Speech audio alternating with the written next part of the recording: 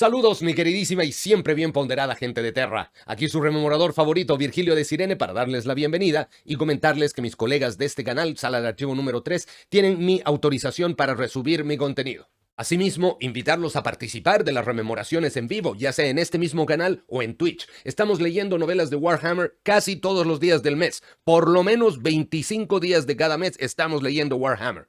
Los links están en la descripción de este video. También pueden seguirme en mi otro canal de lecturas que no son de Warhammer, La Rana que Narra, link también en la descripción. Y a quienes quieran apoyar mi trabajo, los invito cordialmente a mi Patreon, enlace en la descripción. Y ahí podrán encontrar los capítulos editados / mejorados, ya con música, efectos de sonido y el corte de las partes innecesarias. Y si se convierten en Patreons, también tendrán ahí el voto para decidir cuáles son las próximas novelas o relatos que estaremos leyendo. Sin más preámbulos, demos inicio a la función de hoy. ¡Que disfruten! Prestos para empezar, mi querida gente de Terra. Tiene muchas canciones famosas, pero entre todas ellas, hay una que se inmortalizó junto con una famosa película del agente 007. Una canción de Adele llamada Skyfall. Que en su primera línea, digamos, en su primer renglón, su primer verso, dice: "This is the end". Eso es lo que necesitamos de la canción.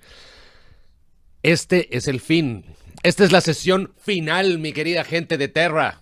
Hemos recorrido un largo camino, un novedoso camino, ya que es primera vez que ponemos pie en terrenos de 40K, en lo que a rememoraciones se refiere, por supuesto, mi querida gente.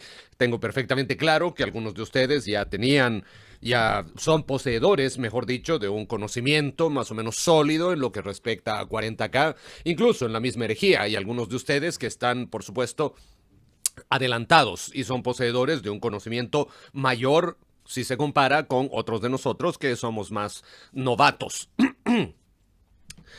Pero finalmente lo estamos logrando. Diría lo hemos logrado, pero no nos adelantemos. Todavía tenemos una importante sesión por delante. Una sesión no menor, pues aunque solo tenemos un capítulo y el epílogo por delante, ese capítulo es extenso. Así que podemos estar seguros de que, tal como ha sucedido en el resto de la novela, en todo lo que hemos leído, rememorado hasta ahora, habrá muchas sorpresas. Habrá vuelcos probablemente argumentales, habrán tragedias, habrán breves momentos de alegría que tal vez después nos quiten de la manera más cruel para hacernos caer de nuevo en esta grim darkness of the far future, en esta sombría oscuridad del distante futuro. Sin embargo, querida gente de Terra, no hay que temer. Ya nos hemos enfrentado a estas situaciones anteriormente y principalmente lo hemos hecho juntos, lo cual nos da aún mayor fuerza. Así que no temeremos. Además, sabemos bien que el emperador amado por todos nos protege. Entonces, les doy la bienvenida a esta sesión final de la tormenta de hierro, mi querida gente de Terra. Reciban un águila imperial, unos engranajes del mecánico y un saludo a la antigua, como nos recuerda el venerable Iacton Cruce. En esta ocasión, el saludo del mecánico toma un peso especial, dado que el mecánico nos ha sorprendido de sobremanera, directa o indirectamente, mecánico o pseudo mecánico, valga la aclaración, nos ha sorprendido en esta novela. Muy bien, querida gente de Terra, además de la bienvenida, debo darles las gracias por su presencia, por su asistencia, por engrandecer este momento y este momento especial, que es un momento final. No sería lo mismo sin ustedes, así que les agradezco su presencia, su buena onda, su compañía, sus comentarios, su mera existencia. Procedamos entonces con capítulo 5. El castellano Leonid se sirvió un vaso de Amasec y se lo bebió de un solo trago. Dejó el vaso sobre la mesa y se sentó en el borde de la cama. Le dolía todo el cuerpo. Hizo un gesto de dolor cuando sintió el tirón de los puntos de más de una docena de cortes superficiales repartidos por sus brazos y piernas y se frotó las sienes en un intento por reducir el dolor de cabeza de los últimos días. Un milagro como aquel estaba más allá de sus posibilidades. Se sirvió otro vaso, echando un vistazo por la tronera blindada de la pared de la torre. Los mortecinos fuegos de plasma de la trinchera donde habían caído los dos titanes todavía irradiaban un brillo apagado y alzó el vaso hacia la luz. «A su salud, Princeps Decian. Que el emperador proteja su alma». Se bebió el fuerte licor y consideró por un instante tomarse otro. Prefirió no hacerlo, sabiendo que tenía mucho que organizar antes de que llegara la mañana. Se pasó una callosa mano por el pelo cuando alguien llamó a la puerta. «¡Entre!».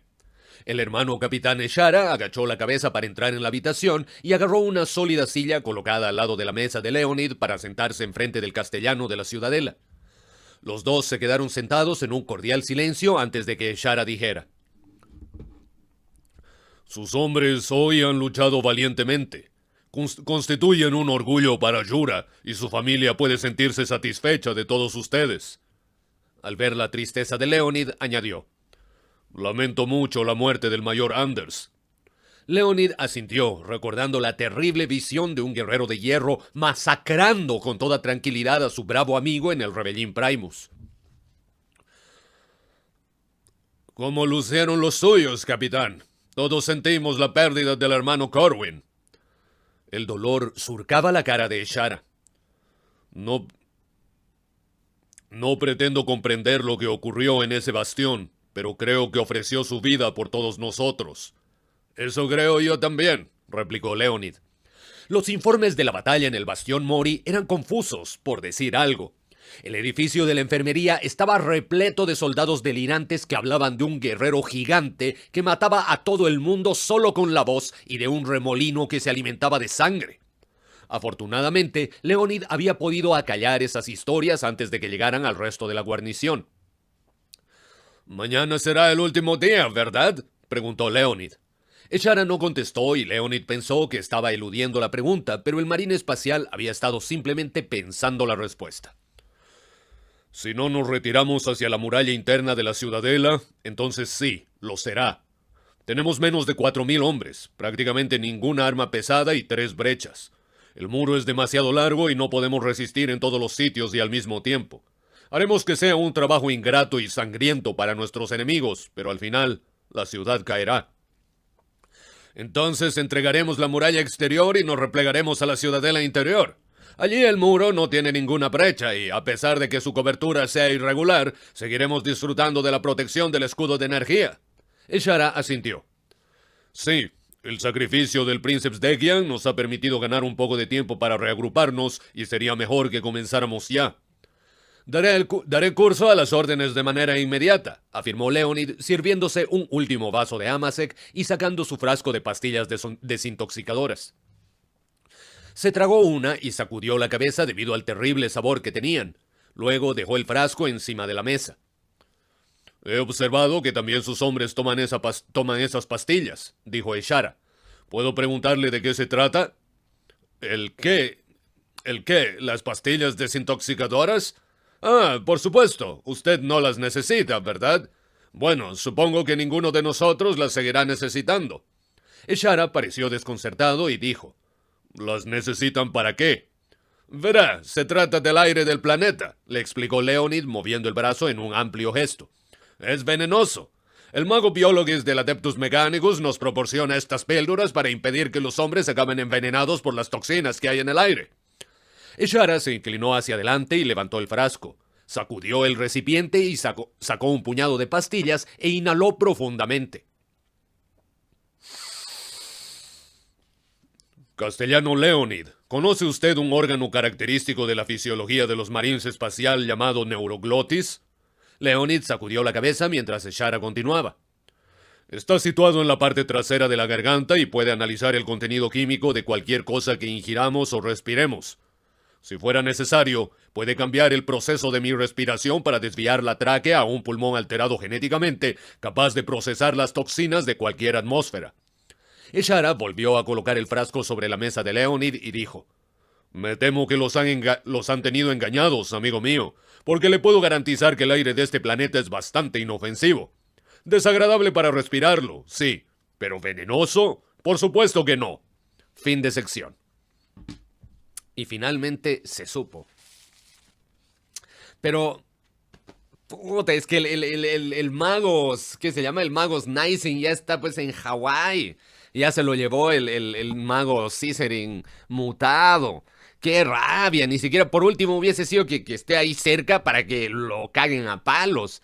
Pero creo que ni siquiera eso nos va a dar la novela. Ay, dolor, dolor, dolor, dolor.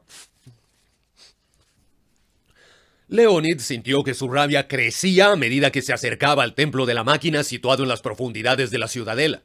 Llevaba firmemente agarrado el frasco de pastillas desintoxicadoras en su mano izquierda mientras avanzaba por los antisépticos pasillos que conducían a la guarida del archimagos Amazon. El capitán Eshara estaba a su lado y su guardia de honor, vestida con armaduras de caparazón, marchaba detrás del castellano a su mismo paso. Ahora sabía por qué Hawk no había enfermado y muerto en las montañas.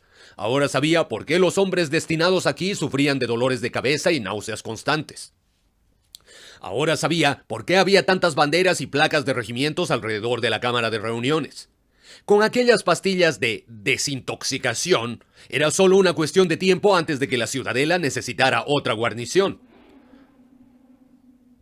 Eshara había probado una de las pastillas, permitiendo que sus ingredientes químicos se movieran por la boca antes de escupirlos en una jarra vacía de agua. Veneno, afirmó por fin. De acción lenta, por cierto, y de efectos sutiles, pero aún así, veneno. Sé que muchos de los elementos químicos presentes en esta tableta son muy cancerígenos. Yo diría que tras unos pocos años de tomarlas, la víctima habría contraído uno o más cánceres de gran virulencia. Leonid estaba aterrorizado y miraba con repugnancia el frasco de pastillas hasta que de pronto fue plenamente consciente del largo tiempo que las había estado tomando. ¿Cómo de virulentas?, susurró. Eshara frunció el entrecejo.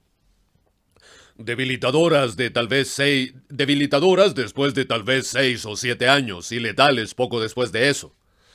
Leonid no podía hablar a causa de la indignación. La magnitud de la traición era inconcebible. Que el Adeptus Mechanicus hubiera perpetuado una mentira así entre su propia gente era asombroso. Pensando en los cientos de banderas de regimientos de la Cámara de Reuniones, intentó calcular cuántos hombres habría asesinado el Adeptus Mechanicus, pero se rindió horrorizado, puesto que los números ascendían a millones.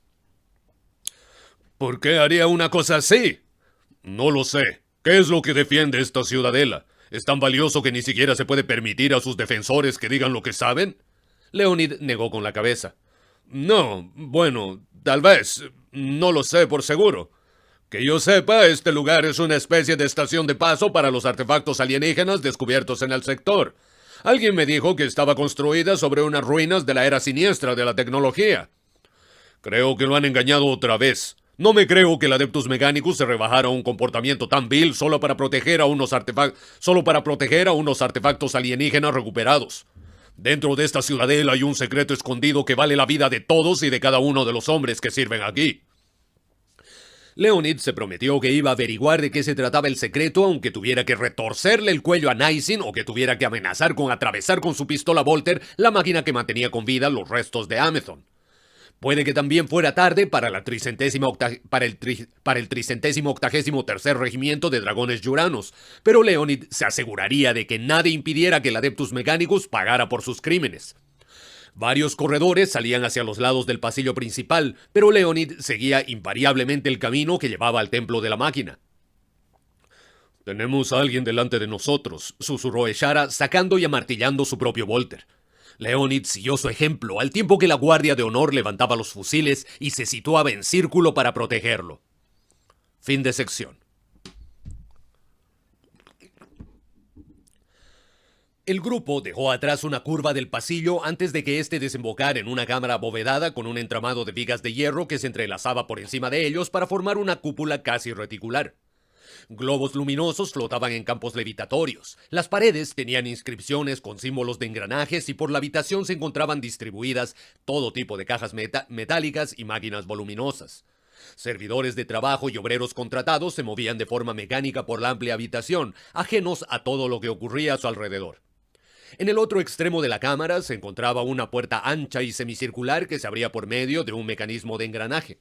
A su alrededor se concentraba un pequeño grupo de personas. Leonid reconoció de forma inmediata al mago Nising y las desgarbadas formas de dos servidores de combate pretorianos. Esos servidores eran esclavos alterados mediante cirugía, los que el Adeptus Mechanicus utilizaba para diferentes tareas manuales. Los pretorianos satisfacían las necesidades de defensa pesada de los adeptos y poseían un cuerpo esclavo implantado sobre una unidad de oruga mecanizada con una variedad de armas letales implantadas en sus brazos. La última figura era desconocida para Leonid, aunque estaba asombrado por el espantoso volumen del hombre que ni siquiera sus ropas informes podían esconder. Su piel era del color del negro acero, su cara más muerta que viva. Niacin vio que se aproximaban y atravesó la puerta tan rápido como una flecha, arrastrando tras él a la enorme figura vestida con una túnica. Leonid lanzó un furioso gruñido y salió disparado hacia la puerta que se estaba cerrando, mientras que los dos servidores de combate avanzaban con gran estruendo. Leonid estaba demasiado concentrado en la puerta para prestarles atención. Nadie le iba a impedir alcanzar a Niacin y matarlo. El primer pretoriano alzó sus brazos arma al tiempo que los guardias de honor de Leonid corrían hacia él cuando se dieron cuenta de que corría peligro. El hombre más rápido del grupo se lanzó hacia su comandante, tirándolo al suelo cuando el pretoriano comenzó a abrir fuego. Los rítmicos golpes del inmenso Volter llenaron la cámara cuando la inundó de proyectiles. Los proyectiles pasaron por encima de Leonid, pero los hombres situados detrás de él no tuvieron tanta suerte. 3 fueron lanzados hacia atrás con unos grandes agujeros en sus pechos.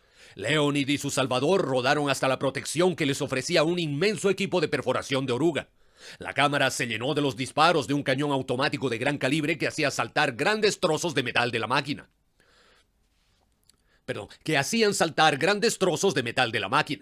Una ráfaga de estallidos de láser golpearon al pretoriano, abriéndole unos cráteres sangrientos en el cuerpo. El servidor de combate no ralentizó su marcha, sencillamente ajustó el punto de mira e hizo trizas a otro soldado de la guardia de Leonid con unos disparos mortíferos y precisos y unas balas escupidas a una furiosa velocidad de disparo. El hombre que había salvado la vida de Leonid dio un giro en su refugio del equipo de perforación y apuntó de manera cuidadosa a la cabeza del pretoriano. Este cayó al suelo tras ser alcanzado en la cabeza y en el pecho, volados en pedazos por los proyectiles explosivos de Volter cuando detonaron en el interior de su cuerpo. Leonid se alejó apresuradamente al tiempo que los Volters pesados y los cañones automáticos comenzaban a destrozar la cámara.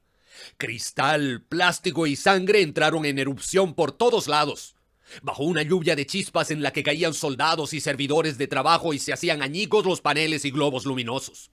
Los lobotomizados servidores de trabajo no estaban programados para reaccionar a unos estímulos externos como aquellos y continuaron trabajando en sus puestos. Murieron de forma silenciosa cuando los pretorianos los atravesaron con sus proyectiles al barrer la zona con sus disparos de izquierda a derecha, mientras que sus músculos servoasistidos absorbían con toda comodidad el tremendo retroceso de las llamas. Las luces de emergencia se encendieron cuando los paneles fluorescentes quedaron destrozados por los disparos, y Leonid se deslizó junto a Eshara, que había desenvainado su crepitante espada de energía. Los trabajadores humanos corrieron a desconectarse de sus puestos y a buscar refugio cuando los servidores de combate avanzaron lentamente hacia ellos. Uno se puso de rodillas, rogando clemencia. El pretoriano le disparó en la cara. Los demás murieron en 3 controladas ráfagas. Leonid surgió de detrás del equipo de perforación cuando el pretoriano herido terminó la matanza de los técnicos. Disparó 2 veces y el servidor se tambaleó por efecto de los 2 inmensos agujeros que le habían atravesado el cráneo.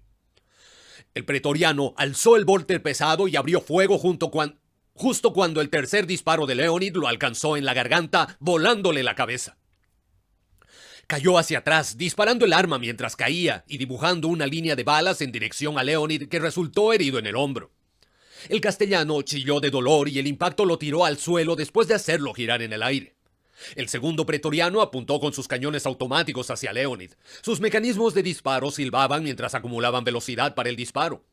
Antes de que pudiera disparar, Eshara salió de un salto de su cobertura tras la caja y dio un tajo con su espada, rebanando los cañones en una brillante explosión de chispas. Giró sobre sí mismo e hincó el codo en la cara del servidor de combate, aplastándole el cráneo en un mar de sangre. Su golpe de reverso seccionó de un tajo la mitad superior orgánica del cuerpo del pretoriano, separándola de la unidad de oruga. El gemido del motor de sus armas se convirtió en un petardeo y murió.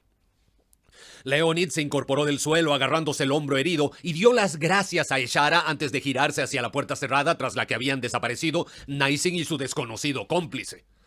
«¡Maldición!», exclamó. En nombre de Yura, ¿cómo vamos a atravesar eso? Eshara miró por encima del hombro de Leonid y señaló algo que estaba detrás de él. Leonid frunció el entrecejo y se dio la vuelta para ver lo que estaba señalando el marino espacial. Sonrió.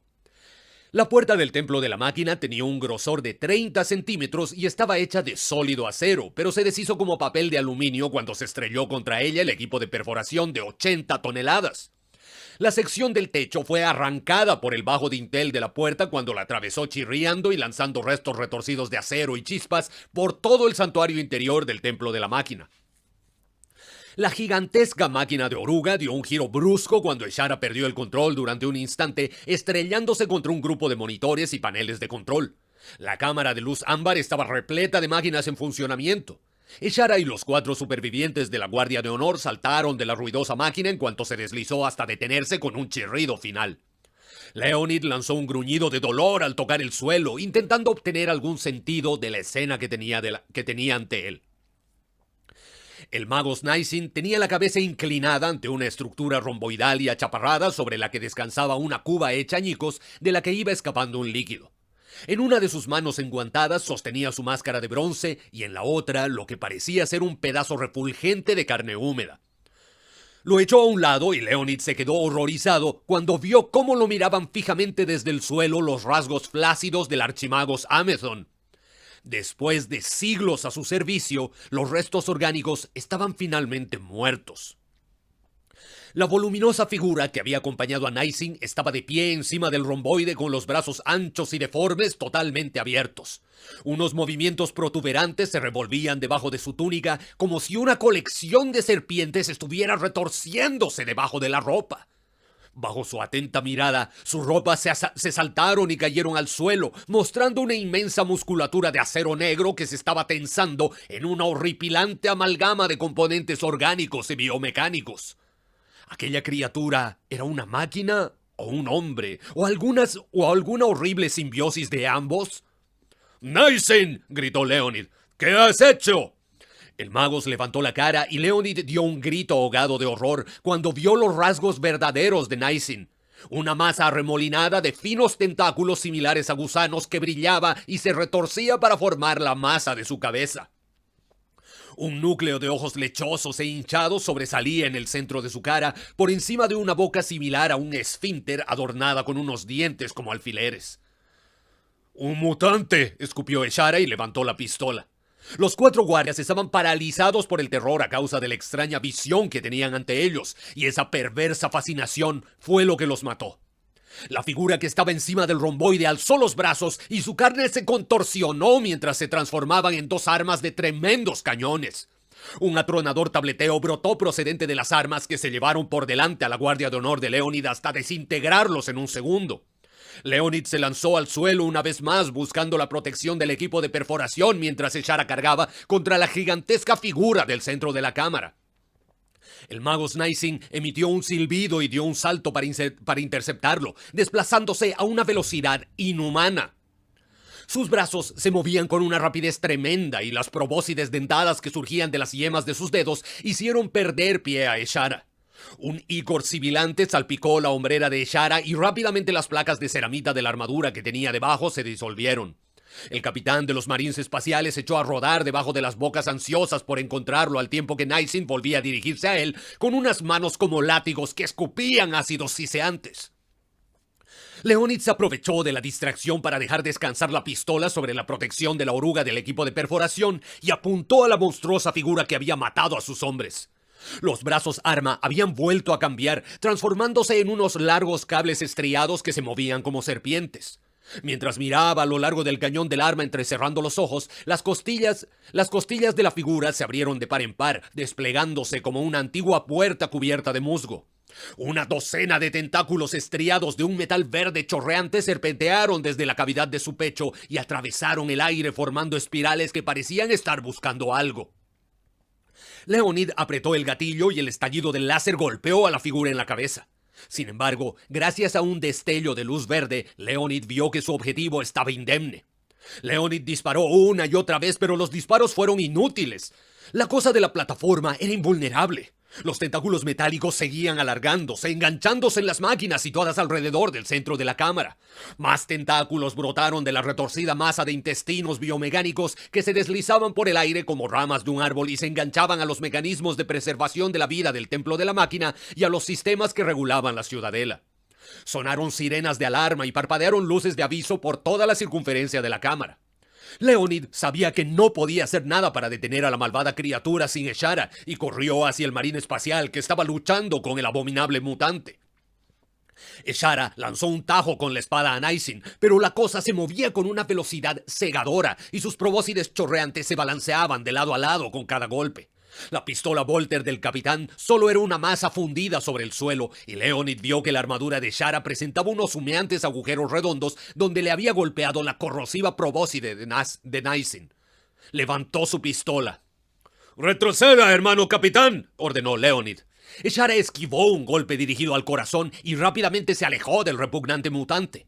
Naisin se echó hacia atrás hacia la base de la plataforma romboidal mientras la luz ámbar omnipresente de la cámara se atenuaba, cambiando a un verde enfermizo.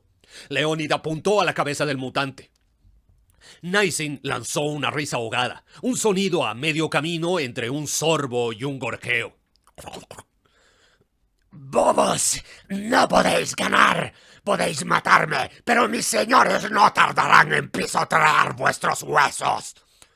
¿Por qué, Naisin?, preguntó Leonid. Yo podría hacerte la misma pregunta, soltó Naisin. Ni siquiera sabéis qué es lo que protegéis con vuestra lucha. Luchamos para proteger un mundo del emperador, mutante.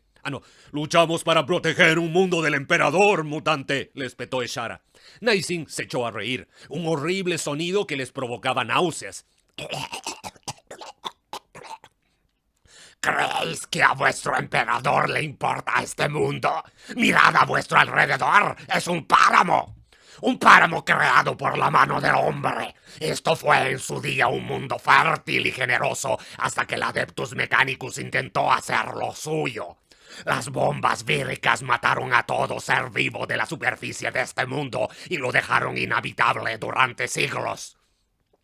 Mientes. ¿Por qué el Adeptus Mechanicus iba a hacer algo así? Querrían asegurarse de que nadie sintiera nunca el menor deseo de habitar aquí. Así, cuando construyeran aquí sus laboratorios genéticos, estarían en el olvido y nadie los molestaría. Estáis pisando uno de los lugares más sagrados del Adeptus Mechanicus y ni siquiera lo sabéis. La simiente genética que tenéis en tan alta estima, el futuro de los marines espaciales. Este es uno de los 2 únicos sitios de la galaxia donde se crea y almacena. Al ver la expresión de horror que mostraba la cara de Ishara, Naisin comenzó a reír. Sí, capitán. Cuando el forjador de armas y el saqueador tengan vuestras semillas genéticas, las utilizarán para crear legiones de marines espaciales leales a la gloria del caos.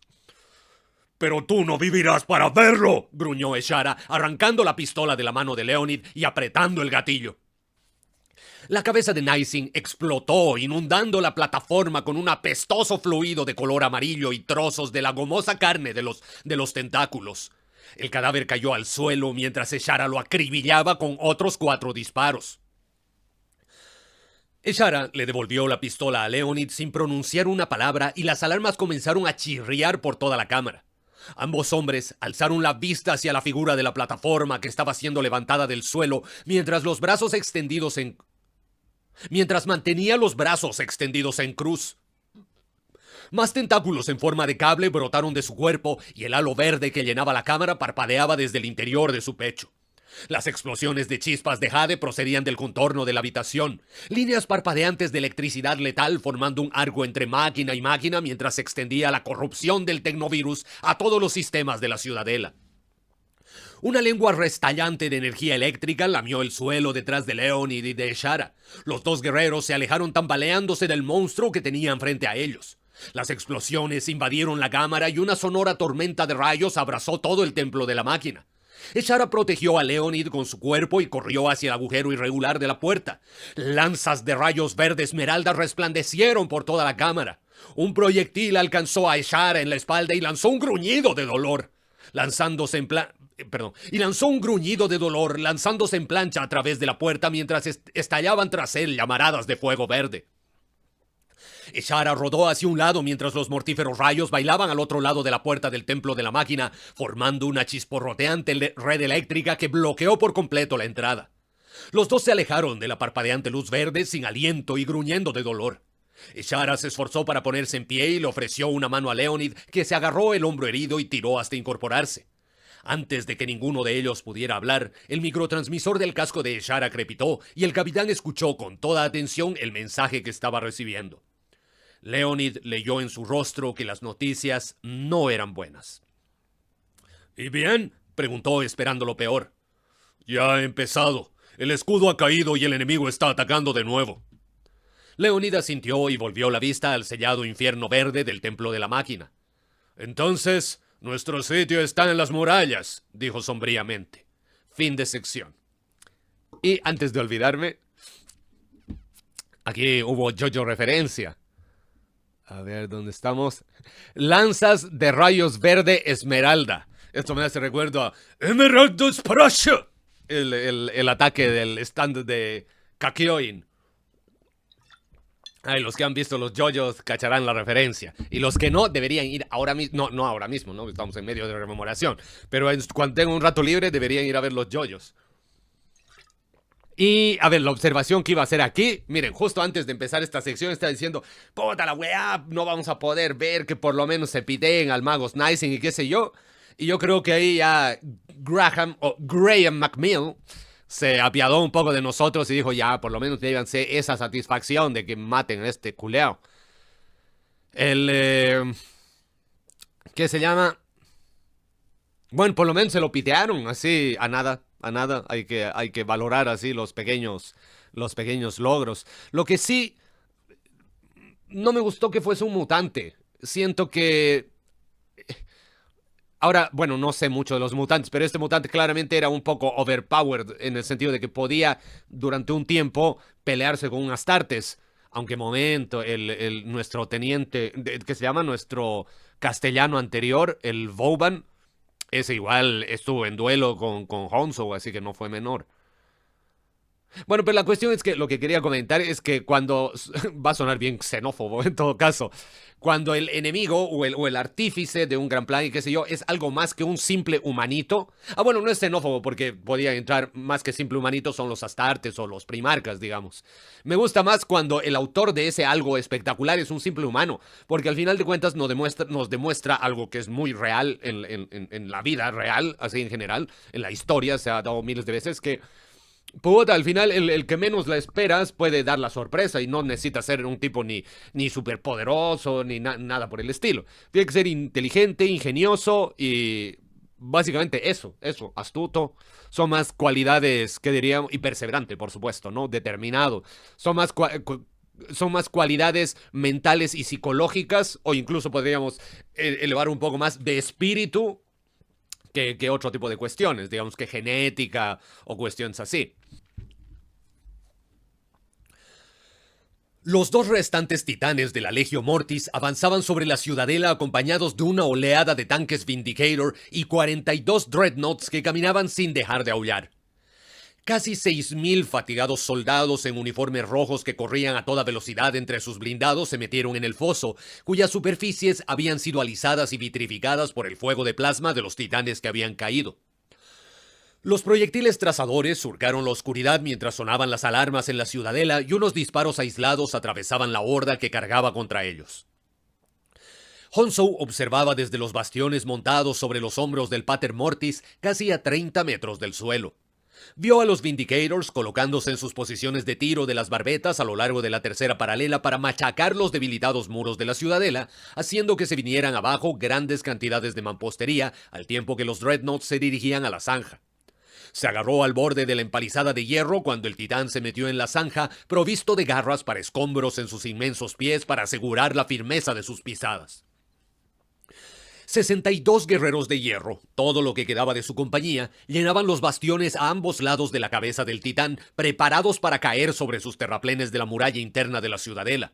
Los defensores imperiales habían abandonado la muralla exterior y el escudo no funcionaba.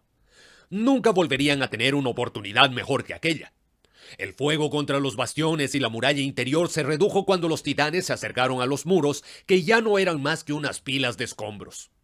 Honsou levantó la espada en saludo al Dies Irae cuando pasaron sobre sus restos fundidos. Honsou miró hacia la derecha y distinguió la silueta del otro titán que quedaba de la Legio Mortis, con sus bastiones abarrotados con los guerreros de Forrix. Era el último asalto y no se podían permitir fracasar. Se agarró con fuerza cuando la poderosa máquina de guerra cruzó la brecha que había abierto el estallido del Dies Irae y notó el creciente rugido de furia que surgía del interior del titán demoníaco. Ambas máquinas de guerra disparaban sin cesar con los cañones unas tremendas ráfagas que arrancaban grandes trozos de la muralla interior y demolían secciones enteras del parapeto. El espacio entre la muralla interior y la exterior estaba vacío de enemigos. Los Warhounds, que habían frustrado el ataque anterior, se habían retirado al interior de la ciudadela. Los guerreros apostados en la muralla abrieron fuego, pero los escudos de los titanes eran protección más que suficiente frente a semejantes pinchazos. Una luz verde parpadeante rodeaba a los cañones montados en las murallas. Honsou no entendía por qué no les disparaban, pero le dio las gracias a los dioses oscuros por ello. Los tanques Vindicator subieron por las laderas de escombros de las brechas de la muralla exterior mientras los dos titanes seguían avanzando. La muralla se estremeció bajo los poderosos disparos de los tanques de asedio cuando cañonazo tras cañonazo impactaron contra la puerta interior. Los Dreadnoughts añadieron su potencia de fuego a la barrera de artillería. 3 de las enloquecidas máquinas de guerra se dejaron llevar por el frenesí del combate y cargaron con paso pesado contra la puerta para atacarla con sus grandes martillos, pero lo único que consiguieron fue quedar destrozados por los disparos de los Vindicators. La distancia se fue acortando con cada paso que daba el Pater Mortis y Honsou vio con claridad los rostros de los hombres que defendían la muralla. Los disparos láser cruzaban el espacio que los separaba de ellos, pero se rió a carcajadas. Se sentía completamente invencible.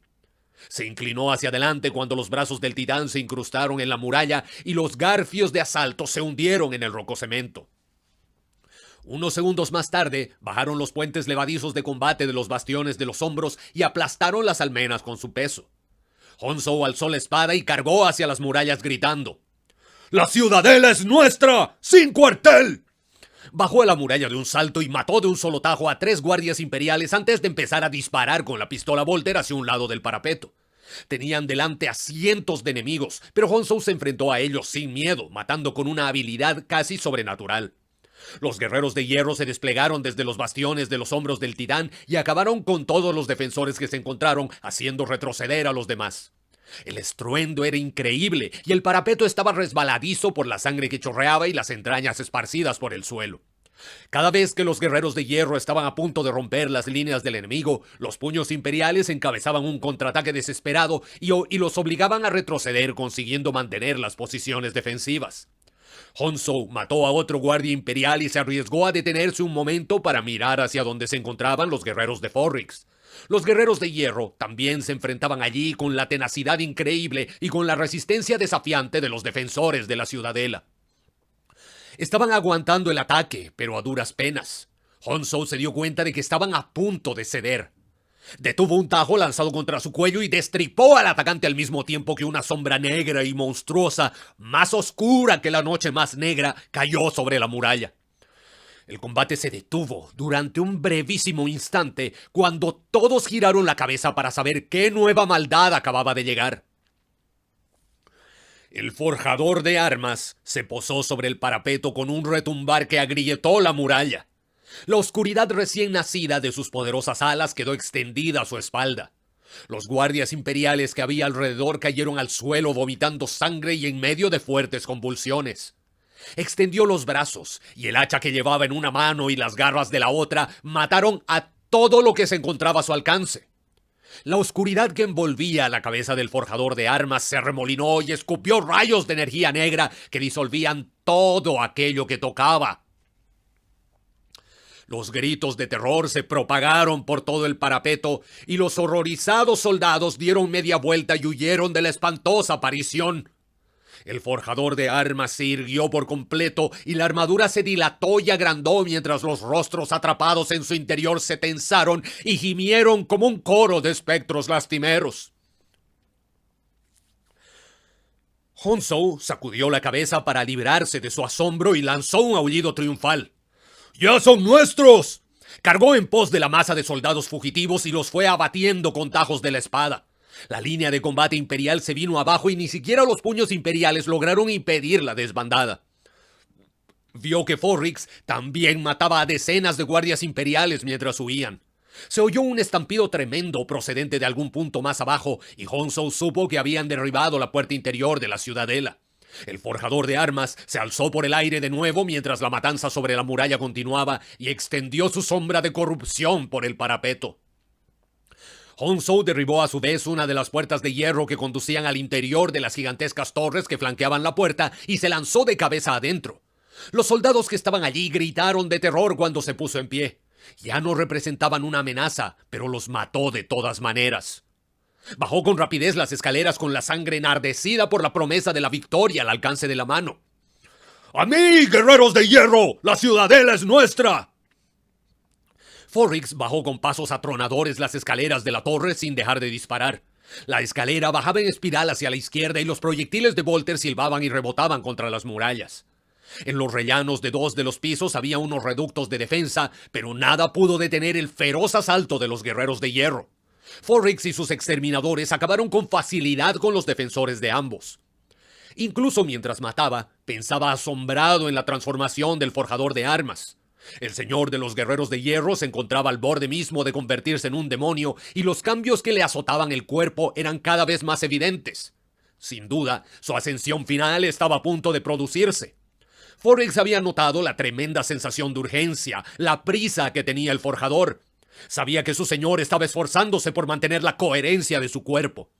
Una mala maniobra y el forjador de armas podía acabar convertido en el estallido de anatomías cambiantes que era un engendro del caos, condenado por toda la eternidad a una vida de mutaciones continuas y carentes de toda conciencia propia. La base de la torre daba una amplia zona despejada que había sido diseñada como defensa ante ataques del exterior, no del interior, así que los defensores no tenían nada tras lo que ponerse a cubierto. Los disparos láser acribillaron la pared que Forrix tenía al lado. Movió de un lado a otro de la habitación el combivolter y mató a guardias imperiales cada vez que apretó el gatillo. Los exterminadores se desplegaron a su espalda. El casco con cuernos que llevaban imitaba el morro de un animal de presa. Forrix pensó que la imagen no era inapropiada en absoluto. Unas estrechas salidas conducían al exterior de la torre, pero eran demasiado angostas para que pasara alguien protegido por una armadura de exterminador. Forrix se limitó a darle un puñetazo a la jamba y echó abajo el dintel para pasar sin problemas. Los exterminadores lo siguieron al interior de la ciudadela. Forrix sonrió al ver al forjador de armas sobrevolar el campo de batalla. Las alas que le salían de la espalda eran cada vez más sólidas y la forma de su cuerpo ondulaba como si se encontrara en un estado permanente de cambio. Al otro lado de la puerta destrozada vio salir a Honsou al frente de sus guerreros por la puerta de la otra torre y abalanzarse sobre un grupo desorganizado de guardias imperiales que huían en desbandada. Delante de él, al otro lado de una amplia explanada de adoquines, se alzaba un puñado de edificios en ruinas. Las ventanas rotas parecían mirarlo como cuencas oculares vaciadas y ennegrecidas. Los soldados humanos, los Vindicators, los Dreadnoughts y los profanadores atravesaron los restos en llamas de la puerta y aceleraron para desplegarse y evitar los disparos de respuesta procedentes de las ruinas. Las ráfagas de disparos láser atravesaban de forma esporádica la noche envuelta en llamas, pero el fuego enemigo era desorganizado y no tenía un objetivo concreto. De las ruinas surgían numerosas columnas de humo espeso y negro. Forrix oyó el chasquido de unas enormes garras de combate que arrancaban un trozo de la muralla a su espalda. Los 2 titanes de la Legio Mortis la estaban echando abajo en su deseo por participar en la matanza. El humo se apartó y el zumbido agudo de los disparos de un cañón Volter vulcano resonó cuando acribillaron la explanada en una línea recta que se dirigía hacia la puerta. 3 Vindicators volaron hechos pedazos y un Dreadnought acabó volcado por el suelo donde manoteó frenéticamente pero en vano cuando intentó ponerse en pie. Forrix se lanzó a la carga y cruzó la explanada en cuanto vio al titán que había señalado como su presa. La bestia atravesó el humo con rapidez, deteniéndose un momento tan solo para apuntar contra los guerreros de hierro. Sin embargo, al estar en terreno abierto, sus disparos contra ellos no fueron tan efectivos como en la brecha. ¡Dispersaos!, gritó Forrix a sus exterminadores cuando se agruparon a su alrededor antes de seguir con su carga hacia los Warhounds. Fin de sección.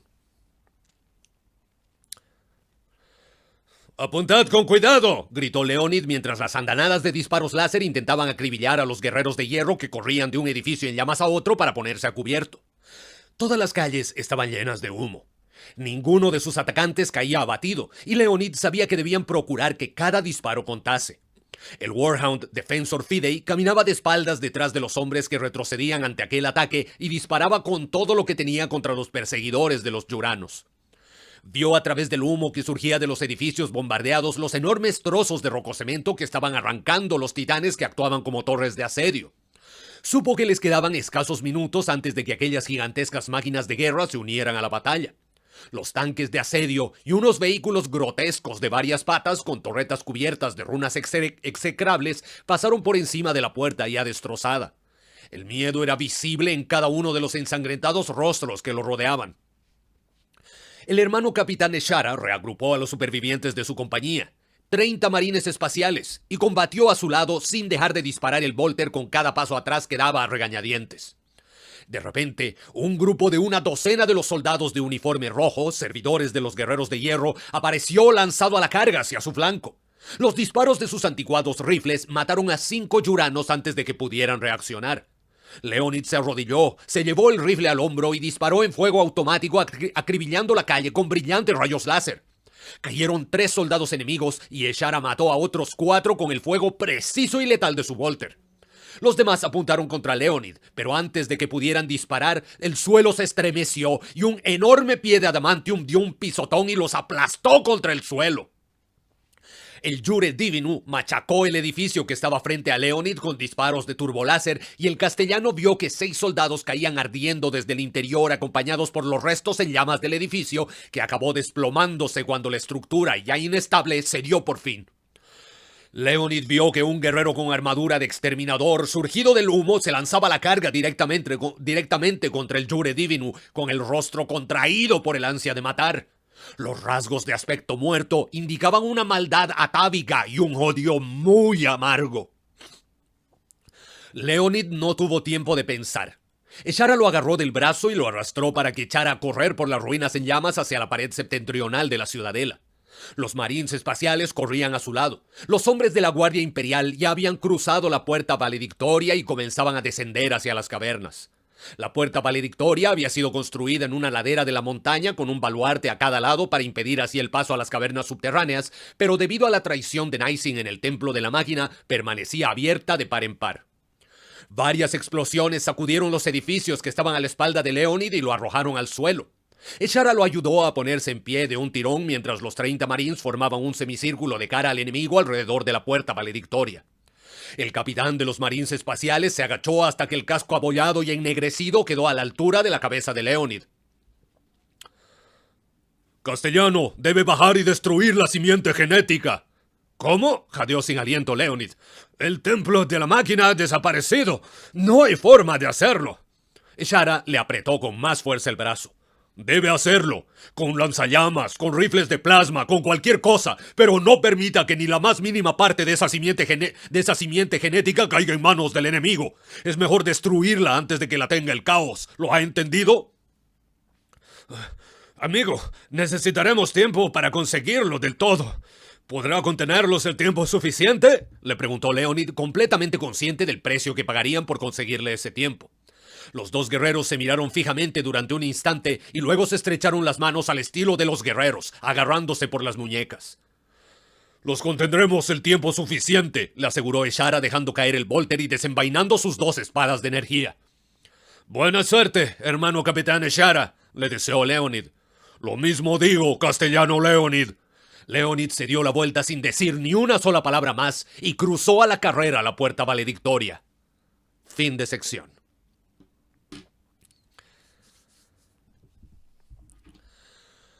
Forrix vio cómo la bestia trastabillaba al recibir en la pierna el cañonazo de un tanque Vindicator. El Warhound se tambaleó y la montura del arma se desprendió cuando estampó el brazo contra un edificio en ruinas.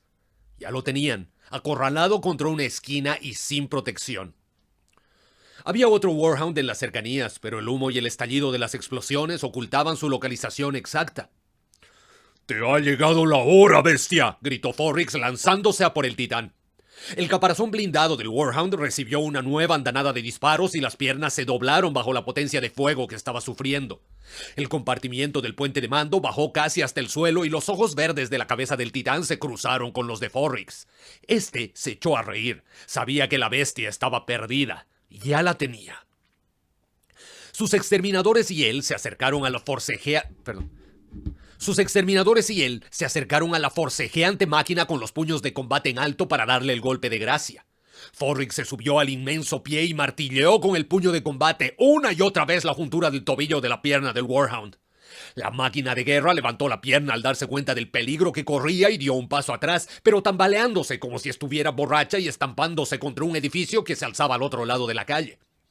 Forrix se mantuvo agachado para salvar la vida mientras el Warhound se esforzaba por librarse de él, pero no dejó de golpearla con el puño de combate en el tobillo.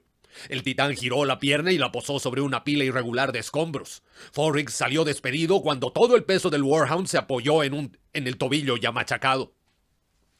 La juntura estalló en una lluvia de chispas y el Warhound se derrumbó hacia atrás atravesando un edificio en llamas y cayendo al suelo envuelto en una cascada de bloques de rococemento. El compartimento del puente de mando se partió y se abrió por la fuerza del impacto y Forrix se subió al despojo llameante para llegar hasta la cabeza. Varias siluetas difusas todavía se esforzaban por salir de allí cuando Forrix vació el cargador del combivolter en el puente de mando y mató a todas las personas que quedaban con vida con una lluvia de proyectiles. Forrix no dejó de reírse mientras acababa con la tripulación del Jure Divinu. Amartilló el rifle de fusión acoplado al volter. El muro que se alzaba detrás de la bestia muerta cayó derrumbado y lo cubrió de humo y de pequeños cascotes, cegándolo de forma momentánea. Cuando el aire se aclaró, la sensación de placer por el triunfo desapareció al encontrarse mirando frente a frente los ojos iracundos del segundo Warhound. ¡No! Exclamó Forrix con un rugido. Las armas del tirán gimieron al adquirir potencia de tiro. Forrix alzó su arma y apretó el gatillo al mismo tiempo que el titán disparaba los turbolásers y los volters Vulcano. Forrix notó una brevísima sensación de dolor y frustración antes de que las armas del Defensor Fidei lo destruyeran por completo. Fin de sección. Oh, y totalmente inesperado, amigos míos. Como dicen mis amigos más jóvenes, F para Forrix. Marca F para Forrix. Ay, que no me esperaba esto, sinceramente. Qué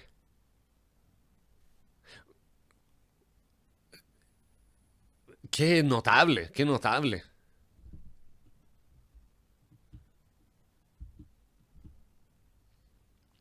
En todo caso, buen personaje era Forrix. No, era infinitamente más respetable que Kroger. Sí, quedó ahí. Lo wastearon. Pero bueno. Ahora esto resulta interesante desde mucho, o sea, en ciertos aspectos, porque el hecho de que vayan muriendo de ambos lados hace que sea más interesante la batalla en sí. Pienso, por lo menos desde mi perspectiva, gane quien gane, si es una batalla más peleada, más intensa, con bajas a ambos lados, es más, para nosotros como lectores, por supuesto, disfrutable, porque se vuelve más emocionante. Todo el rato estás así como que, oh, ¿qué va a pasar? ¿Y ahora qué? ¿Y ahora qué? Y sorpresa, y pam, pam. Porque si fuera una apaleada nomás, como que sería una simple carnicería, no sería tan interesante. Entonces el hecho de que hayan bajas importantes, ¿no? Porque obviamente del ejército de los guerreros de hierro y Astartes con cara de 3 capítulos de los guerreros de hierro han muerto muchos, ¿no? Me refiero a estos personajes que son principales al final de cuentas. Oh, y un saludo también a nuestro querido portaestandarte de la Tercera Legión de los Salamandras, nuestro querido hermano Piriel.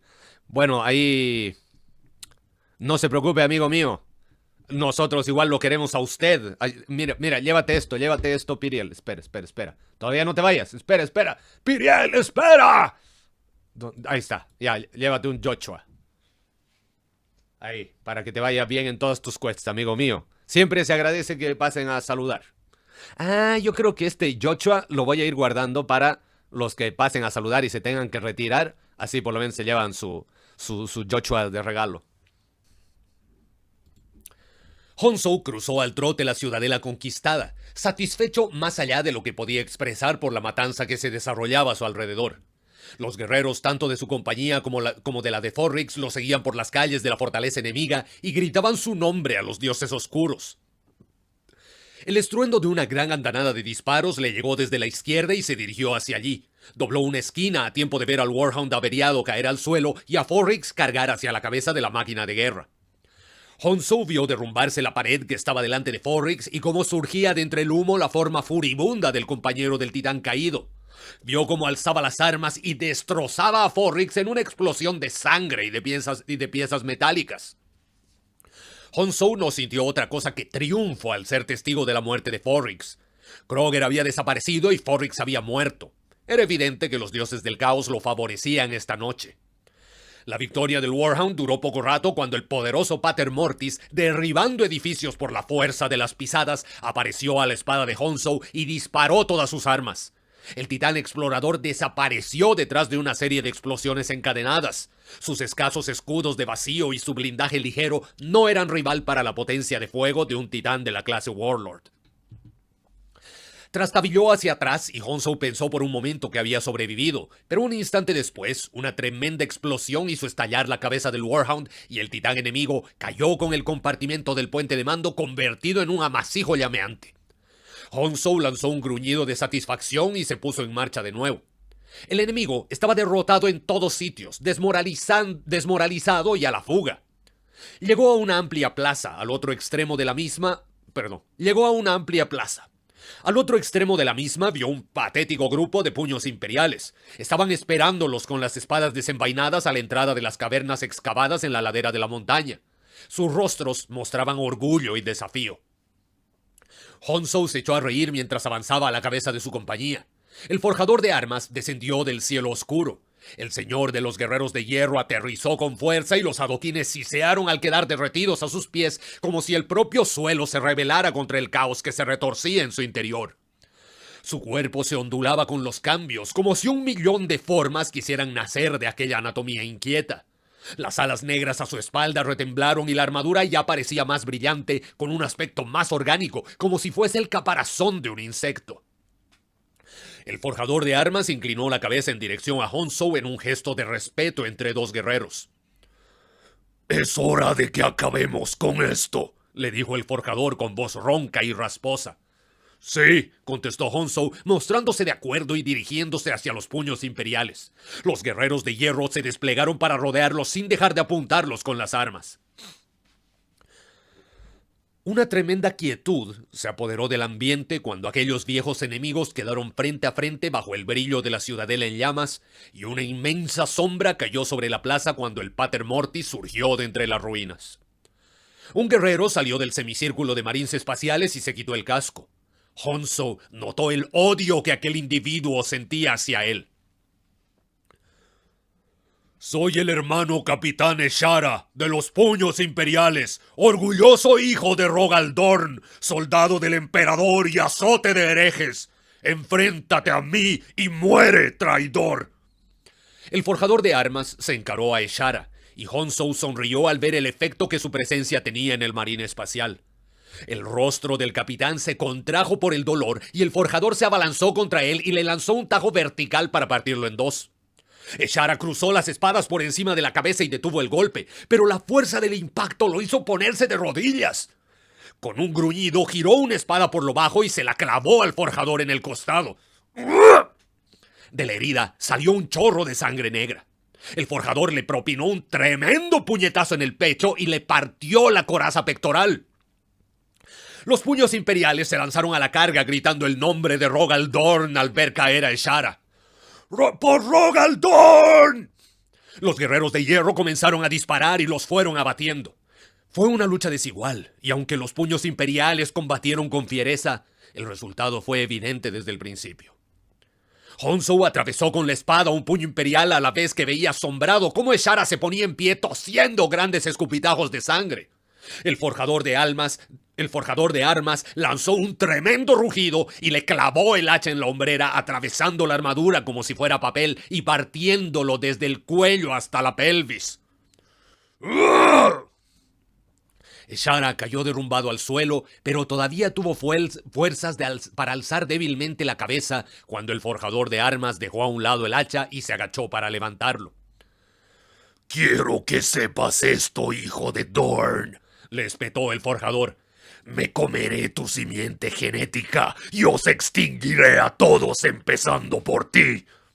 El forjador de armas levantó el cuerpo moribundo de Eshara y se lo llevó a la cara. Se oyó un monstruoso sonido de fractura primero y de succión después. La sangre saltó a chorros a los pies del forjador y este lanzó un aullido de placer orgiástico antes de arrojar a un lado el cadáver destrozado de Eshara. Hasta Honsou se quedó asombrado al ver que toda la cavidad torácica del marín espacial había sido arrancada de un mordisco y que los órganos internos habían sido absorbidos y devorados por el forjador de armas. Honsou dejó a un lado aquel suceso y siguió al forjador de armas cuando se apresuró a cruzar la entrada que llevaba al interior de la montaña y a su objetivo final. Fin de sección. Ay, qué weá, el forjador de armas. Pero textual se chupó a Eshara. Así, bubalú, relleno de juguito.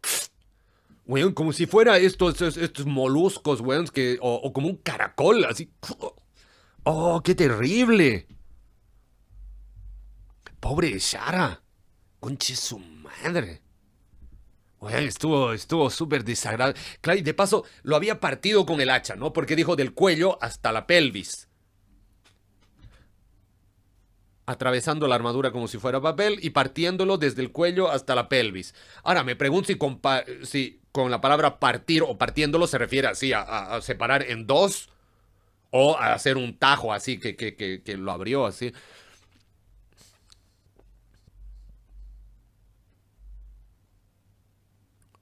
Levantó el cuerpo moribundo y se lo llevó a la cara.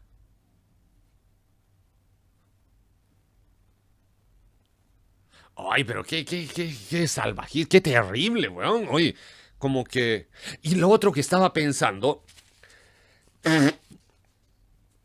Ha dicho, bueno, me comeré tu simiente genética y toda la cuestión. Y me imagino que el forjador de armas y Honsou van a llegar al lugar donde está la simiente genética. Pero Honsou es producto de esto, pues de una mezcla de simientes genéticas. Entonces, si los puños imperiales van a agarrar esta materia prima genética y van a sacar ellos sus propios marines del caos, todos serían mestizos como este, pues, ¿verdad? ¿O no? Entonces, algo debería provocar eso en Honsou, o sea, decir, o sea, pienso, ¿no? Igual, tremendo noob para 40K, ¿no? En el sentido de decir... Puta, y qué paja, o sea, yo soy producto de esto y ahora como que estoy ayudando a que suceda de nuevo. Y yo encuentro que sería muy bacán que diga, no, chúpalo, forjador de armas, te mato. Está bien difícil matarlo, ¿no? Pero, puta, no sé, poder del guión, no me enojo. Leonid golpeó el cristal del tanque de incubación con la culata del rifle y retrocedió cuando el chorro de líquido amniótico salió a chorros junto a la carga fetal. Recurría a la fuerza bruta porque el cargador de energía del rifle láser se había agotado hacía tiempo. Se acercó a la siguiente cápsula, pero se quedó mirando asombrado el tremendo tamaño de la caverna que se abría ante él. El final no se podía ver, perdido en la oscuridad, y esa oscuridad tan solo estaba rota por las amplias avenidas de las cápsulas de incubación. Habían miles de tanques en filas ordenadas con las superficies escarchadas y frías al tacto. Leonid comprendió en esos momentos el peligro inherente a un lugar como aquel. Si lo que Nisin les había contado era cierto, aunque solo fuera una parte, allí había almacenado material genético suficiente para crear miles de aquellos malignos guerreros del caos. La sola idea de que semejantes criaturas nacieran de lo que había allí era realmente horrible. Los servidores de cría con iluminadores montados sobre los hombros eran manchas de luz en la oscuridad y se movían en silencio por la gigantesca caverna para cumplir sus funciones. Cientos de soldados recorrían el lugar disparando y quemando y rompiendo todo lo que podían. Sin embargo, Leonid sabía que se trataba de una tarea sin esperanza, ya que la magnitud de las instalaciones la hacían imposible. No tenía forma alguna de destruir todo aquello antes de que llegaran los guerreros de hierro y los mataran. Pero lo intentarían. Era lo único que les quedaba en la vida. Fin de sección. Y aquí voy a resaltar cómo en una sección tan cortita, una página, el autor fue tan conche su madre así para decirnos, no, y ¿sabes qué? Esto va a acabar pésimo, así. Creían que iba a acabar mal, ¿verdad? No, pésimo, así. Pase lo que pase, esto va a acabar mal, así. Ni siquiera ahí, más o menos. Ya es mal, mal. Así va a ser mal o peor, peor. Weón. Qué Graham más culeado. Pero bueno, es Warhammer, ¿no? Para eso leemos. Voy a continuar. Honsou y los guerreros de hierro siguieron al forjador de armas que bajaba corriendo por los pasillos abiertos bajo la montaña. Se notaba en el señor de los guerreros de hierro una ansia desesperada, como si fuera un mastín del caos que hubiese olfateado el olor a sangre. El cuerpo le palpitaba como si fuera un corazón en pleno ataque de frenesí, como si estuviese conteniendo un torbellino de potencialidad que se esforzaba por aparecer. El comandante de compañía oyó sonidos de rotura y de destrucción un poco más adelante y supo que se acercaban ya al tesoro que la ciudadela había guardado con tanto celo. Cuando el pasillo se ensanchó y niveló hasta quedar horizontal, vio unas enormes puertas doradas sobre las que brillaba una tenue luz verde, al otro lado de las cuales se abría una inmensa caverna. Las exclamaciones y los sonidos del cristal al romperse se convirtieron en gritos de aviso cuando los humanos vieron a los guerreros de hierro lanzados a la carga. Unos cuantos valientes intentaron enfrentarse al forjador de armas, pero cayeron chillando al suelo, donde se quedaron retorciéndose en cuanto se les acercó. Los guerreros de hierro se adentraron a la carrera en la caverna y el eco de sus disparos resonó por todo el lugar mientras mataban a los últimos defensores de la ciudadela. El forjador de armas se detuvo al lado de una cápsula de incubación destrozada y sacó un trozo de carne sonrosada empapado y con una vaga forma apenas humanoide. Se tragó la materia anfitriona genética y se deleitó con el suave tejido sin hueso. Honsou notó que los pelos de la piel se le ponían de punta, como si estuviera acumulando una descarga eléctrica. El forjador se acercó a la siguiente cápsula y se alimentó de nuevo. Se giró hacia Honsou para darle una orden. ¡Acaba con todos ellos! Fin de sección. Leonid se encaminó de regreso a la entrada de la caverna con la espada de energía empuñada con fuerza y un gesto de decisión en el rostro. Ya no podían hacer nada más que supusiera alguna diferencia con el resultado final y sintió el fracaso como un peso amargo en el estómago. Si aquel iba a ser su final, se enfrentarían a él con la cabeza bien alta, no escondiéndose. A sus hombres ya no les quedaba munición y los sonidos del combate ya eran brutales y duraban poco. Junto a él iban unos 50 hombres y se dirigieron hacia un ruido de succión asqueroso y nauseabundo, decididos a vender sus vidas todo lo caro que pudieran al ver que el final ya era inevitable. Leonid dobló la esquina de una hilera de cápsulas y dio un paso atrás al ver lo que tenía ante sí. Fin de sección. El forjador de armas alzó los brazos hacia el techo de la caverna cuando sintió el poder de la simiente genética recorrer todo su cuerpo. Aunque sabía perfectamente que ese poder era principalmente simbólico. Había cumplido su misión y el poder de los dioses del caos se volcó sobre su recipiente escogido y le arrancaron la carne mortal para otorgarle el don de la inmortalidad. La armadura se le desprendió del cuerpo, puesto que su forma material ya no era apropiada para una criatura del caos tan magnífica. Un vórtice aullante de energía oscura lo rodeó al mismo tiempo que en el suelo de rococemento aparecían grietas a causa de las descargas que le saltaban de las piernas. El forjador de armas se hinchó a medida que la energía psíquica se fue acumulando, rugiendo al notar que su poder aumentaba. El pecho se le hinchó de forma convulsiva cuando el poder del caos entró en su cuerpo. Era consciente de la presencia de sus guerreros y de los soldados imperiales, pero necesitaba toda su concentración para dirigir las incomprensibles energías que remodelaban su nueva carne demoníaca. El forjador de armas rugió de éxtasis y de dolor cuando aquel poder sin precedentes lo envolvió.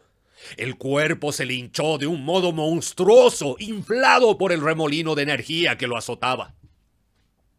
Un cuerno en espiral le salió por la frente en un estallido de carne y de sangre.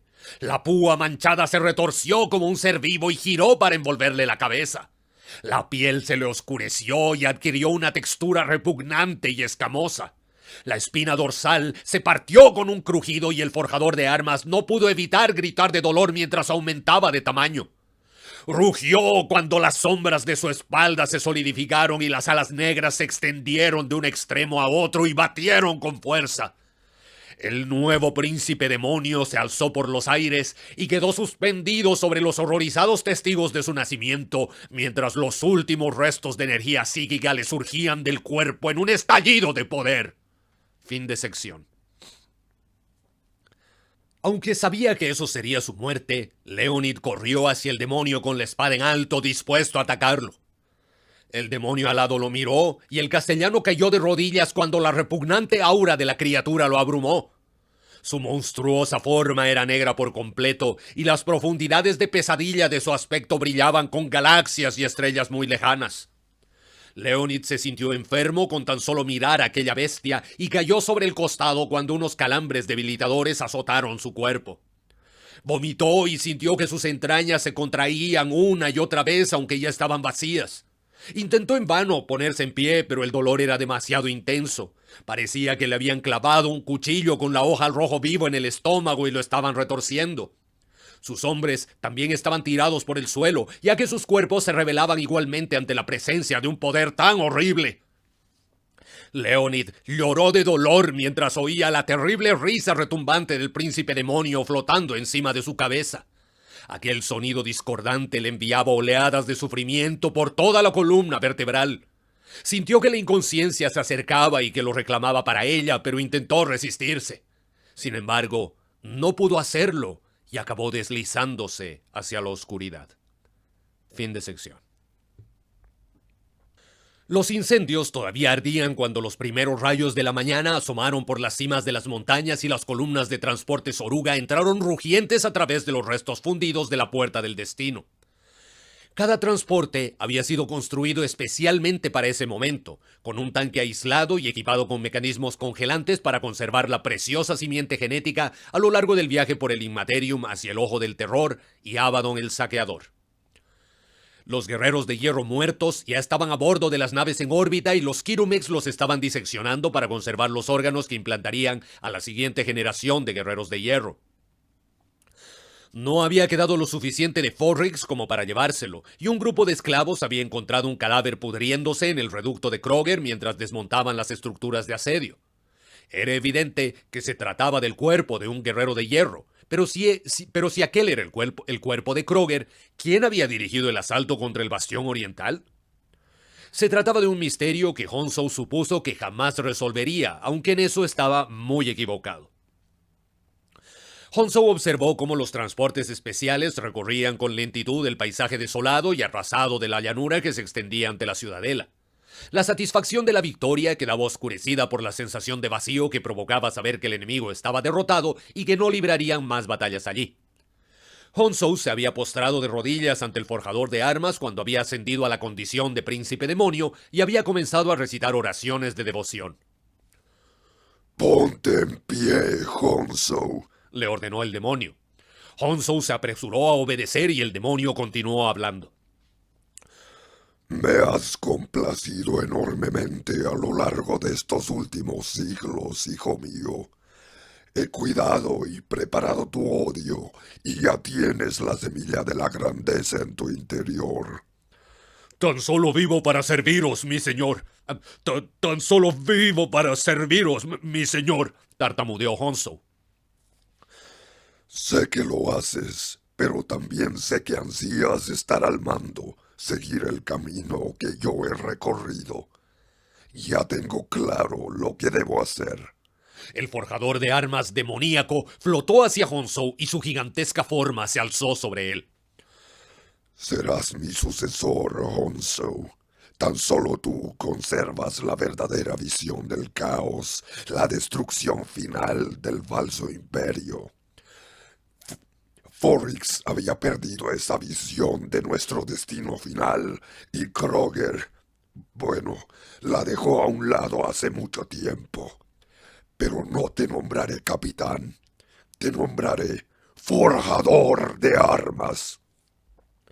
El príncipe demonio envolvió a Honsou con sus alas antes de que pudiera responder, con un cuerpo que era un trozo de pura negrura.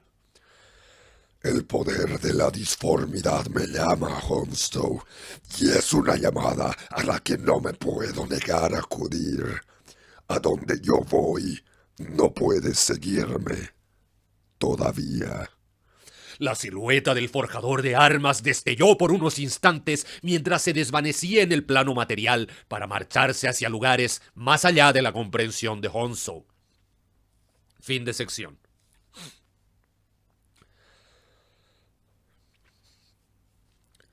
Todavía no podía creérselo.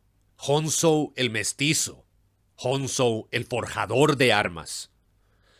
Le dio la espalda a los restos de la ciudadela y se dirigió hacia el risco que conducía al espaciopuerto. Pasó al lado de una columna de nuevos esclavos de uniforme azul que marchaban hacia las naves prisión. Honsou se fijó en uno de ellos, que llevaba una coraza pectoral de color bronce y las charreteras de teniente coronel. El cautivo miraba fijamente al suelo con un gesto de resignación desesperanzada en la cara. Honsou se echó a reír. Dejó atrás con rapidez a los prisioneros y atravesó la magistral línea de contrabalaciones que Forrix había construido alrededor del espaciopuerto, más allá de donde se encontraban los transportes pesados que se estaban llevando a los tanques y piezas de artillería supervivientes hacia las inmensas naves de transporte. Las plataformas de despegue estaban repletas de hombres y de máquinas que se disponían a partir de Hydra Cordatus. Cruzó las pistas hacia una nueva lanzadera que se encontraba en la plataforma de despegue más alejada. Una guardia de honor de guerreros de hierro estaba formada ante la cavernosa entrada de la nave. Su nave está preparada, forjador de armas. Honsou sonrió y entró en la nave sin mirar atrás. Y fin de capítulo. Muy bien, querida gente de Terra.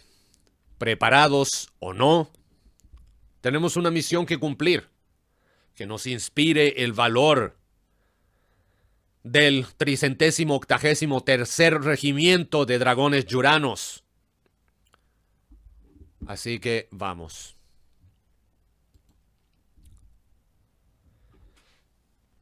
Epílogo. La nave del Adeptus Mechanicus Luz de Mordecai se mantuvo en órbita geoestacionaria sobre Hydra Cordatus. Todas las superficies eran de color negro apagado y no reflejaban ninguna luz. Su casco, de 1 kilómetro de longitud, era esbelto y nada parecido a las naves de formas torpes de la Armada Imperial. Aquella nave había sido diseñada para ser veloz y sigilosa. Los adeptos de túnicas oscuras del dios máquina cruzaban como fantasmas el aire cargado de olor e incienso del puente de mando para atender de forma reverente las arcanas tecnologías de la gran nave estelar. El gran magos Kusela Matrada, de pie detrás del altar de mando situado al final de la nave central, observaba las ruinas humeantes de la ciudadela que aparecían proyectadas sobre la pantalla delantera. La gran fortaleza había desaparecido. Sus poderosos bastiones habían caído, las murallas estaban reducidas a escombros y, lo que era más importante, habían robado la valiosa simiente genética. La magnitud del desastre era tal que era mejor no pensar en las consecuencias, y las repercusiones de lo ocurrido llegarían hasta los más altos cargos de Marte y de Terra. Una luz comenzó a parpadear en la tableta pictográfica que tenía ante él y pasó la mano de bronce por las runas que había al lado. Una imagen llena de interferencias apareció en la tableta. Era el rostro cubierto por una capucha del mago Sarfian, que lo miraba desde la superficie del planeta que tenían debajo.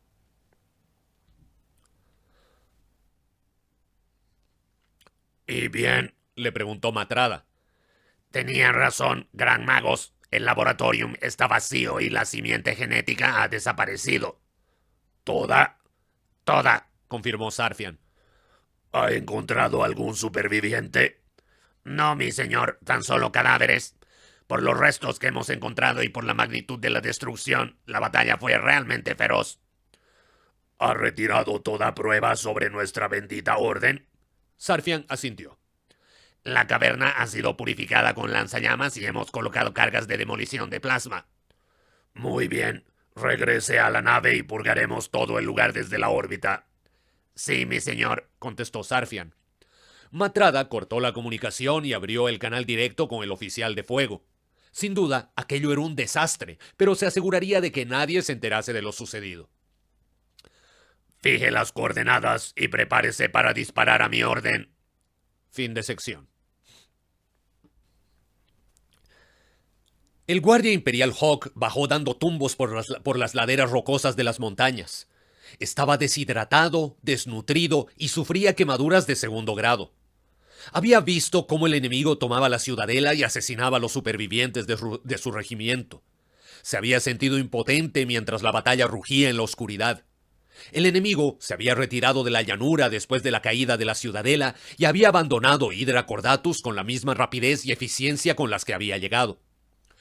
Hawk jamás se había sentido tan solo en toda su vida. Con la marcha de las fuerzas enemigas, el silencio se había convertido en algo inquietante. Había desaparecido el constante tronar de la artillería y de las explosiones, al igual que los lejanos gritos de los hombres en combate. Solo ahora, cuando todo eso ya no ocurría, se dio cuenta Hawk de la magnitud de lo que había vivido. Nada se movía en la llanura y decidió que ya había esperado bastante tiempo.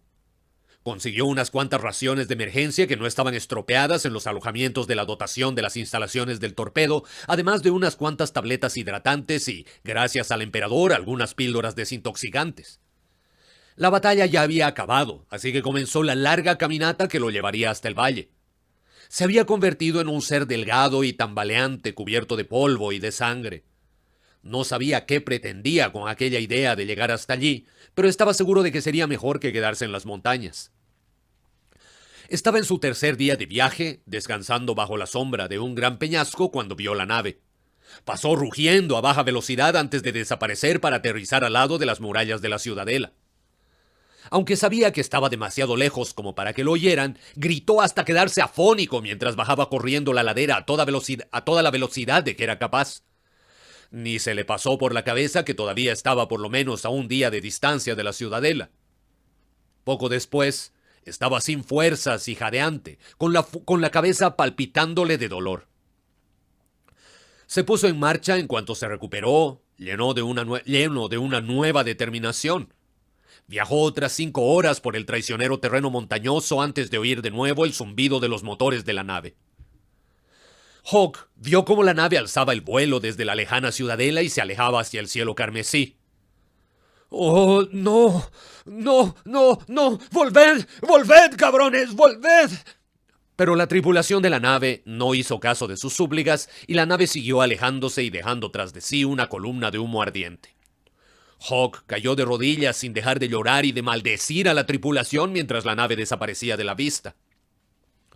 Estaba observando con atención el cielo con la esperanza, fruto de la desesperación de que la nave regresase, cuando el primer rayo orbital iluminó el cielo con un resplandor insoportable y atravesó la atmósfera para impactar contra la ciudadela. Se quedó sentado viendo cómo la enorme explosión provocaba una nube en forma de hongo, pero retrocedió enseguida cuando una cascada de rayos luminosos cayó del cielo y envolvió a la ciudadela en una serie de explosiones centelleantes. Hawk observó horrorizado mientras el bombardeo continuaba durante 3 horas. Para cuando acabó, no quedaba nada que indicara que allí había existido una ciudadela. Se dejó caer de costado y cerró los ojos cuando el peso de todo lo que había ocurrido a lo largo de las semanas anteriores se le desplomó encima y se dio cuenta de que estaba atrapado en Hydra Cordatus. Cerró los ojos con fuerza y se tumbó de espaldas cuando el agotamiento por fin se apoderó de él. Fin de sección. Y aún hay más.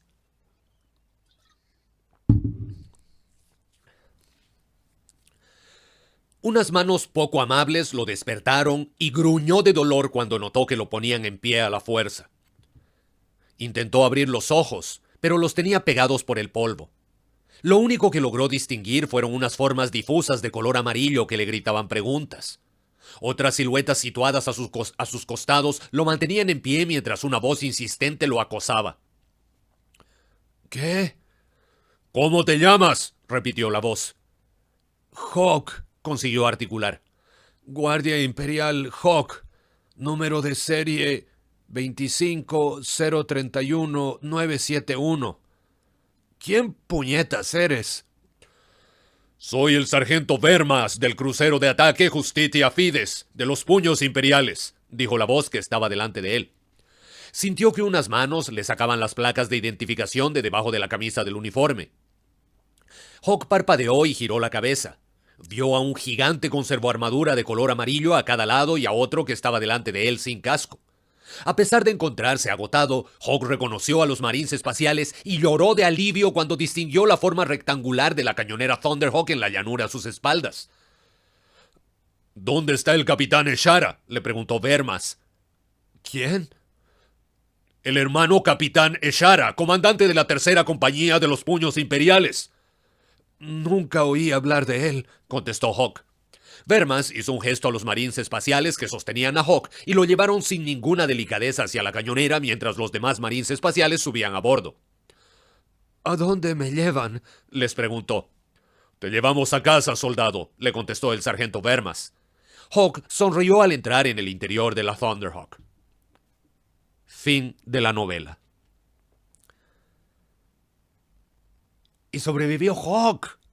¡Weón! Totalmente inesperado. Y hermano, esta última sección, weón, como que dio esperanza. O sea, sé que es terrible todo, pero ya como que pensé que el epílogo iba a decir, ya, y Hawk se quedó hasta el final para sufrir solo en ese planeta, y de paso iba a morir de sed y de hambre y de calor y de bichos que le iban a picar, iba a tener heridas con pus y como tomó las pastillas, 8 tipos de cáncer y toda la weá. Y de repente, y después dije, no, esto va a acabar mal, los puños imperiales van a pensar que es un traidor, lo van a torturar para sacar la información. Pero no, lo llevamos a casa, soldado. Hermano, ahí termina, así. Hawk sonrió al entrar en el interior de la Thunderhawk. Weón, pero qué final más inesperado, o sea. ¡Ay! Como que sin este final hubiese sido todo tan doloroso, tan terrible, tan aterrador, tan como las pelotas, weón. O sea, igual solo uno se ha salvado, pero, weón, ese uno implica esperanza, así como que qué durísimo sentimientos encontrados. Qué bien por Hawk en todo caso, weón. Un héroe, al final de cuentas, un héroe. Hizo toda quería acción en el primer capítulo y la tuvo y sobrevivió. ¡Qué notable! Bueno, y aprovecho de dar la bienvenida primero a Lady Luz Aurelian de la Casa Noble Más Cool que Tú, consorte del primarca Lorgar Aureliano de la 17ª Legión y primera dama de los portadores de la palabra. ¿Cómo anda Lady Luz Aurelian? Y vuelvo a insistir en mi pregunta. ¿Ha visto el video de los portadores de la receta? ¿Ha visto? Si no, me voy a ofender. Y saludos a nuestro querido benefactor de esta novela, a quien le debemos un gran agradecimiento. Y aunque no se esté yendo todavía, le vamos a dar un Joshua. Toma, para ti, pequeño Horus, un pequeño perro espacial. Porque, weón, la cagó, qué buena novela. Realmente, como tú me adelantaste en algún momento, tiene todo, lo tuvo todo. Y realmente, gracias, amigo mío, siento que gracias a ti hemos leído una novela notable, espectacular. Probablemente no te estaría hablando de la misma forma si no fuera gracias a este epílogo en el cual por lo menos Hawk se salvó. No puedo creer, estoy así, cagó todo, pero ya, por lo menos Hawk se salvó. Qué bien por él, me alegra por él. Puta, y sería genial que aparezca de nuevo. O tal vez no, sería más genial que tenga un resto de vida así medio feliz. Aunque, pero... fucking shit, no. Ya. Fuera de todo, el asunto aquí es que Hawk estuvo como 10 años en Hydracordatus, ¿ya? ¿O no? ¿Cuántos años estuvo? Es que puede que ya tenga cánceres, incluso por las putas pastillas, weón. Y tal vez aparece en otra novela solo para decirnos, sí, ¿recuerdas que Hawk sobrevivió? Sí, pero tiene cáncer, y es un cáncer así dolorosísimo. Y concheto madre, Warhammer, este Graham McNeil, weón. Ya, pero no, eso es ya extrapolar y no, concentrémonos en que ahora Hawk sobrevivió para, por lo menos podrá comer una buena comida una vez más, puta, está bien, vive, lo importante es que vive. Vive y no está prisionero de los guerreros de hierro como le ha ocurrido a nuestro pobre Leonid, weón. Y eso que en el primer capítulo que apareció, o sea, que tuvo acciones, cuando se pegó su charge así contra el enemigo medio huevonadamente, y más bien su sargento era el... ¡Ay! ¿Qué pasó con el sargento? Porque el sargento más bien era más aterrorizado que él. Pero, bueno, al final, puta, se redimió, o sea, demostró gran valor Leonid. Fue un gran comrade. Pero bueno, hoy mira quién regresa, nuestra queridísima inquisidora Aurelia el Johnson Bulper. Bienvenida, inquisidora, la habíamos extrañado. Ya pensábamos que Alfarius le había hecho alguna maldad, pero qué bueno que ha vuelto y está sana y salva. A ver. Oye, ese resumen de Artal está espectacular. Yo estoy totalmente de acuerdo contigo, amigo mío.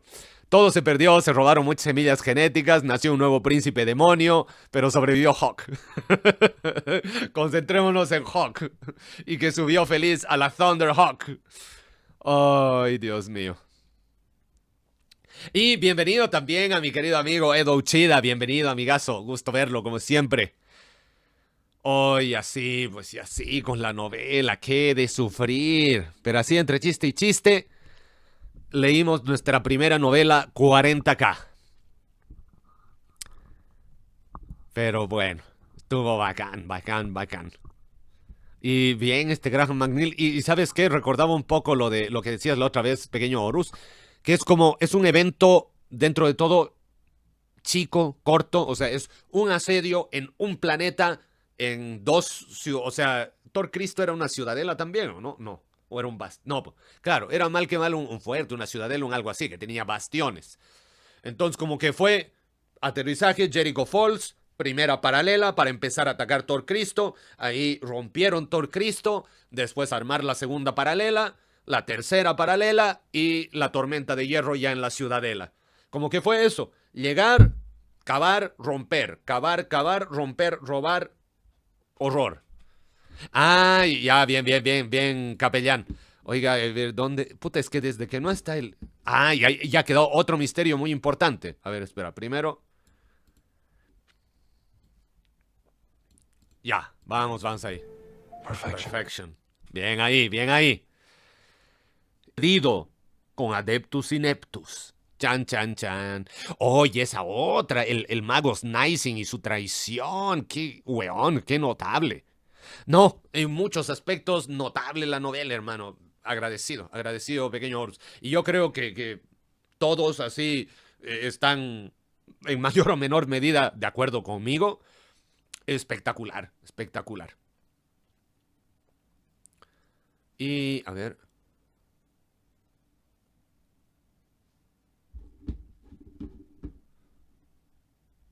Oye, qué raro, según esto, YouTube no está recibiendo buena calidad de video o alguna wea así. Hoy como que se congeló la imagen, ¿o no? Ah, no. Yo estaba boludeando nomás. Ya. Pero bueno, muy bien. ¿Cómo se valora esta novela? Magneto ha hablado. Correcto. No, estuvo muy buena y bueno, claramente, como había leído que algo había dicho Alfarius, ¿no? Que, claro, entonces esto tiene sentido con algo que me había adelantado alguna vez comandante Ishida y que lo relaciono ahora con lo que decía Alfarius, que si el Honsou va a aparecer de nuevo en la saga esa donde aparece cielo negro, sol negro, cielo gris, esa weá de la de Monculaba. Entonces esto es como el inicio de una serie. Entonces, bacán, porque tiene continuidad. Volveremos a ver a Larana, a Honsou. Está bacán esta cuestión. Como que siento que nos ha habilitado, nos ha ampliado el árbol de no skills, sino lecturas en nuestro caso. Así que bien, todo maravilloso. Entonces, ahora, para mí era jueves, ya mañana viernes. A ver. Mañana Bueno, teóricamente, hasta final de mes tenemos una suerte de descanso, ¿ya? Pero igual, a ver, hoy es 28, 29. Bueno, el sábado en la noche vamos a estar streameando con el querido amigo Emilio, un mundo agrícola de Warhammer. No, vamos a estar así jugando a la granjita. Y probablemente hagamos stream de eso, pero en el otro canal. Y vamos a estar ahí charlando y toda la cuestión. Y por si alguien más se quiere acoplar o qué sé yo, hacemos así alguna actividad en el Discord. Pero eso.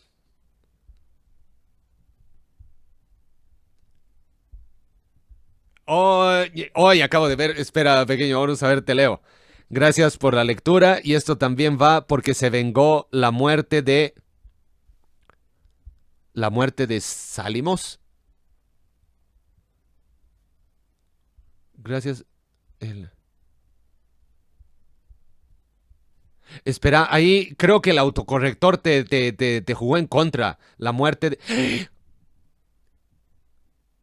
¡Ay, pequeño Horus! ¡Oh, pequeño Horus, maldición! Oh, todo estaba de una forma u otra medio feliz porque Hawk había sobrevivido y ahora a pesar del cáncer, y ahora me quitaste esta felicidad al recordar a Saulito. Y a todo caso, entonces, claro, aquí fue el final del Dies Irae. No, es que el autocorrector yo creo que está ahí bien encaminado por el algoritmo para evitar así esas faltas de respeto a Saulito. Oye, pequeño Horus, ¿qué pasa? Además, momento, porque técnicamente... No fue el Dies Irae, fue el bombardeo desde el espacio el que mató a los que quedaban, ¿o no? A ver, bueno, en todo caso, primero lo primero, agradecido, querido pequeño Horus, por tu generosidad. Y toss a coin to your witcher, oh valley of plenty, oh valley of plenty, oh. Muchas gracias, querido pequeño Horus, pero ahora lo importante es salir de la ignorancia.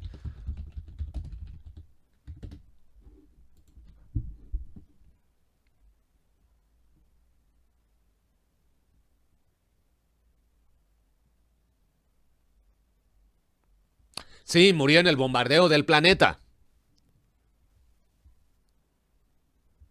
Ah, quien los acorraló del todo fue el Dies Irae.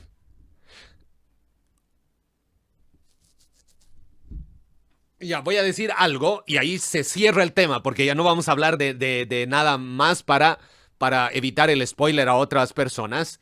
Voy a decir esto y ahí se clausura. Gracias al Dies Irae, Garvey murió aplastado y no a manos de Abaddon.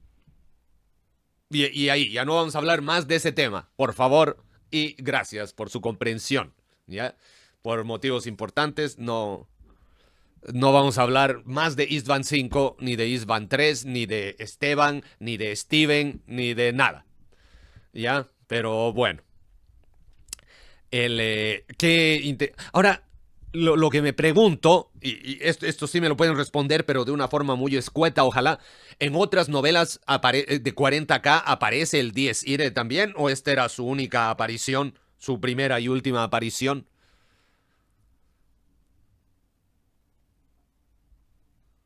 Y... Pucha, yo diría, Vidente, no lo veamos por el lado del golpe bajo, sino que yo prefiero que Garvey muera en un derrumbe a que muera por culpa del palmero de mierda ese. Porque por lo menos podemos decir, puta, en realidad Abaddon no ganó la pelea porque acabó antes, porque, puta, se canceló la pelea por derrumbe, ¿cachai? Pero yo encontraría mucho más doloroso que hubiese muerto así, espadeado por el Abaddon. Es que me cae muy mal Abaddon, cómo lo detesto, el perro maldito. No sé, es demasiado el odio que le tengo y eso que, puta, tampoco es que cache mucho de él. Pero es que es tan boludo el weón.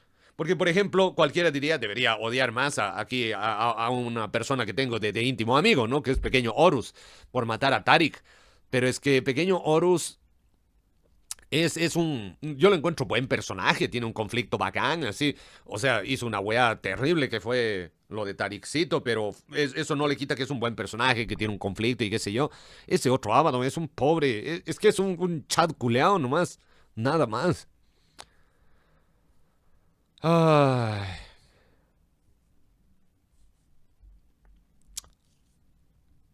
Abaddon es Abaddon.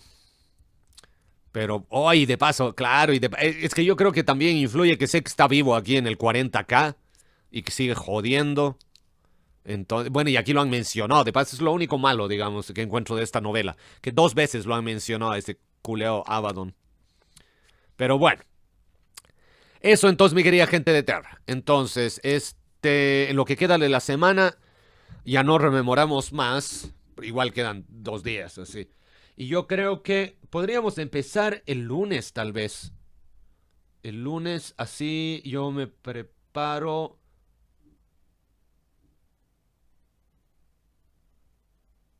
Podríamos empezar el lunes y hacer unas sesiones un poquitín más cortitas, porque ahora estoy con el problema de nuevo de que se me tapa la nariz. Y es un poco molesta esta weá.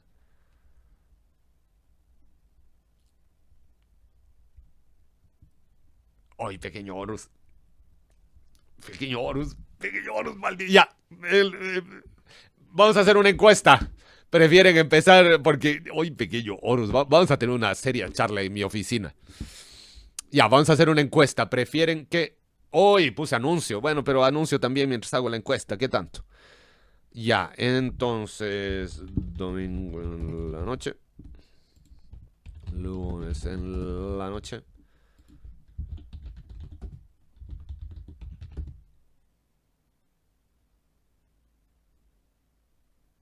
Cuando empezamos Legión. Ya, ojo, que para mis brothers de España, el decir sábado en realidad es para ustedes domingo y el decir yo domingo es para ustedes lunes, ¿no? Porque para mí cuando empieza la transmisión son las 9:30, 10 de la noche, más o menos, y para ustedes ya es mucho más tarde, ¿no? Entonces, valga esa aclaración. Aquí va la pregunta de encuesta. Oh, ¿a ti también te pasa lo mismo, Artal?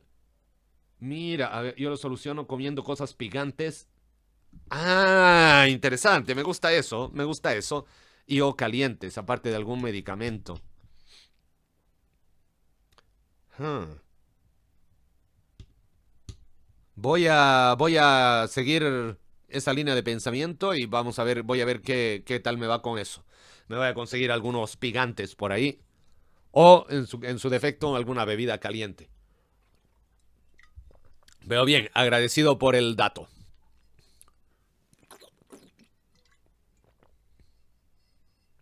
Ah, todavía tenemos... Ya, perfecto. He leído su comentario, Retre. Entendido. Abaddon es protagonista en 40K. Claro, es que yo creo que eso es lo que me hace odiarlo así. Como que tenía idea de eso y claro.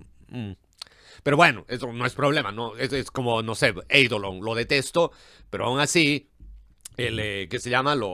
Leería su libro, ¿no? Porque me gusta ampliar el universo que conozco de la mayor manera posible, ¿no? Entonces, de eso no se preocupen. ¿Para cuándo una nueva receta del caos? Tengo que seguir rescatando las cosas que he hecho durante mi vacación.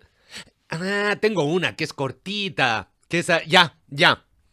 Voy a empezar a trabajar en ello, ¿ya? Pero dando prioridad a...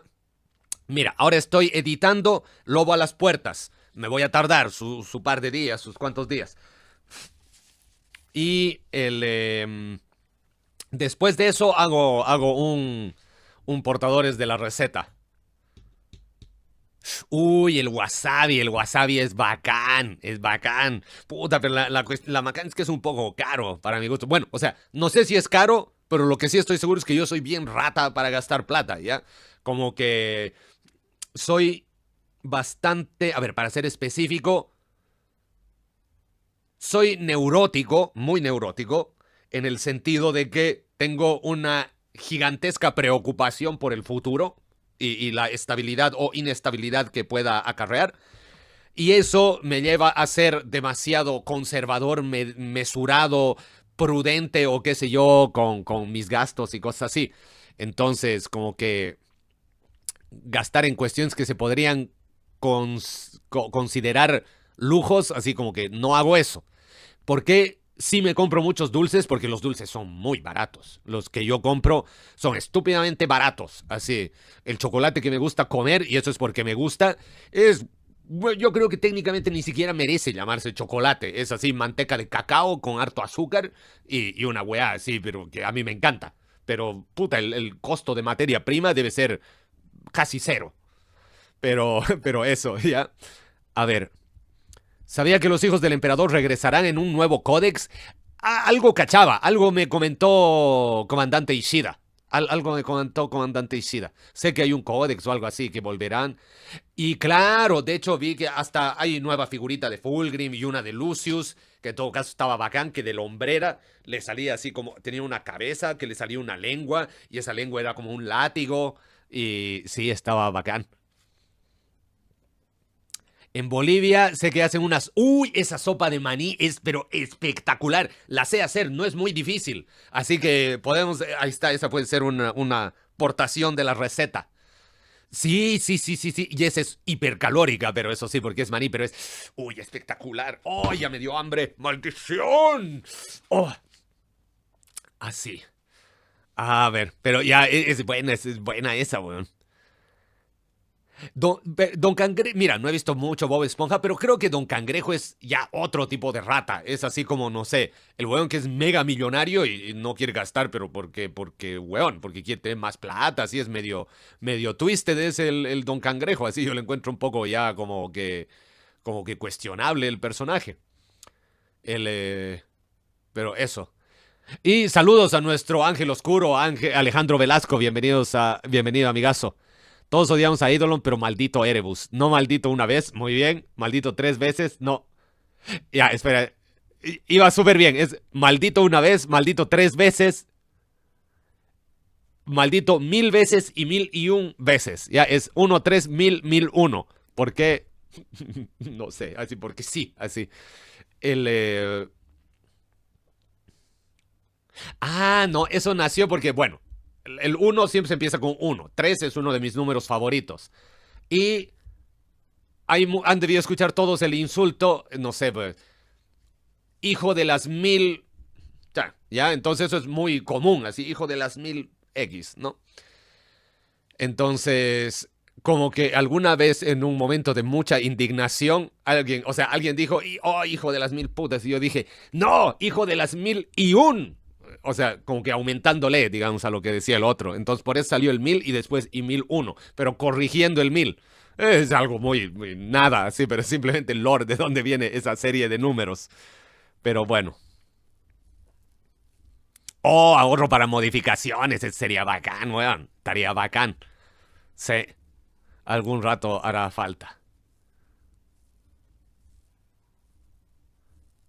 ¿Que no lo decía algún personaje, los de las 1001 veces? No.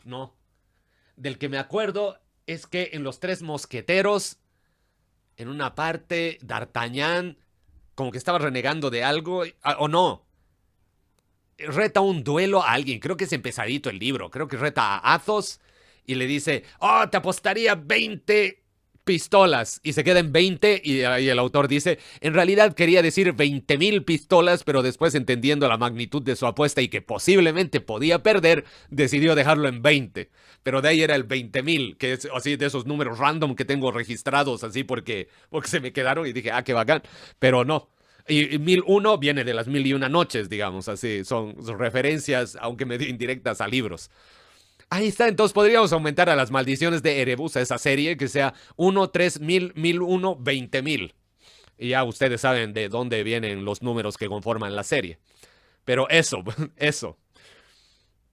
Ya, bueno. Pero entonces con eso estamos, mi querida gente de Terra. A ver, veamos la votación. Domingo en la noche, miren, insaciable esta gente de Terra.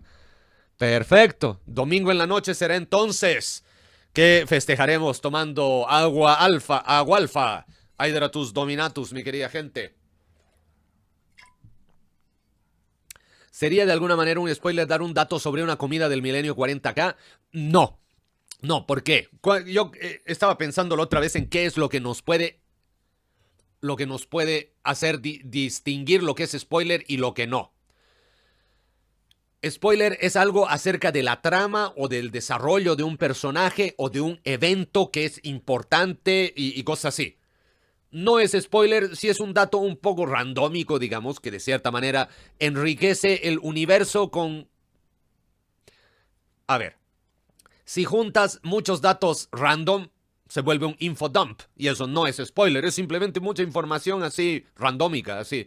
Ah, oye, ¿sabías que ¿qué se llama? Ariman le gustaba tomar vino? Ah, no, qué interesante. ¿Tiene alguna relevancia en la historia que le guste tomar vino? Ninguna. Le gusta vino. ¿Sabías que Garvey, entre sus tesoros, tiene un alambre? ¿Un alambre? Sí, es que con eso mató a un tipo una vez, entonces le recuerda que sobrevivió. Ah, qué interesante. ¿Influye en su vida más allá de aquello? No. Entonces no es spoiler, ¿ya? Entonces eso, hay que un poco uno tiene que ir tasando de que es algo realmente importante en la historia, implica un plot twist, una revelación de algo de un personaje. Entonces, en el peso de la información es donde está nuestro criterio para decir es spoiler o no. Las muertes, obviamente, son spoiler, o no sé. En otro tipo de literatura, quién se casa con quién, digamos, si tal pareja acaban juntos, no sé, eso podría ser o no spoiler. Ahí entra mucho el criterio. Lo que uno tiene que pensar, digamos, es un poco como la regla de oro. Si yo no supiera esto, me gustaría que me lo cuenten así y no enterarme yo, como que ahí uno puede saber si es spoiler o no. A ver. Hoy anunciaron Legiones actualizadas y sus nuevas figuras. Oh, ya veo. Y bienvenido también a nuestro querido amigo Tupac. Bienvenido, amigo mío. Un gusto verlo, como siempre. Y... a ver... Las manzanas en el milenio 40 son lo más caro, requiriendo de cobrar múltiples favores a millonarios y gobernadores planetarios solo para conseguir el contacto con alguien que las ven. Weo, ahí está, ese dato no es spoiler y es súper interesante, así que bien, excelente. Yo mencioné a Saulito, no, pero ahí no hay problema, pues ya hemos leído. Entonces, mal que mal, nosotros ya tenemos nuestra trayectoria. E incluso los hermanos que están un poco más atrás, por ejemplo... No sé, Gerard ahorita está en el primer hereje, ¿no? Porque nos estaba preguntando ahí en el server por dónde continuar. Entonces, él no entra a los en vivos o si entra va a ser a saludar y no va a leer los mensajes porque sabe que estar aquí, nosotros podemos hablar hacia atrás de nuestras rememoraciones y no es spoiler, pues, porque todos tienen la oportunidad de ponerse al día antes de continuar. Y eso es lo que muchos hacen. Entonces, ahí no hay ningún problema, pequeño Horus. Nosotros hacia atrás de nuestra historia colectiva tenemos derecho a hablar, pues porque mal que mal es nosotros al convivir, al rememorar, vamos generando material de rememoración, o sea, vamos construyendo recuerdos e inevitablemente vamos a hablar de ellos, ¿ya? Entonces, no, tranquilo. El Aesop. Y a ver. ¿Qué más? Eso pues, nos estaríamos viendo el domingo en la noche para empezar Legión. Yo ya me descargó el libro, voy a empezar a darle una leída para un poco familiarizarme y cachar qué ondas. Pero ahí comandante ha comentado que es muy interesante el libro y da fe de que nos va a gustar. O bueno, da fe de que a mí me va a gustar, entonces yo creo que, y como yo soy igual medio exquisito para algunas cosas, yo creo que ese va a estar muy bueno. Y por fin sabremos alguito, porque en realidad yo creo que vamos a tener más dudas, pero algo sabremos de la Legión Alfa.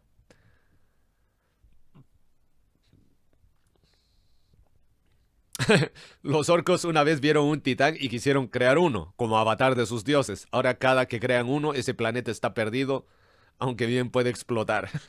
Bueno, sí, me imagino que la tecnología orca igual es súper de doble filo.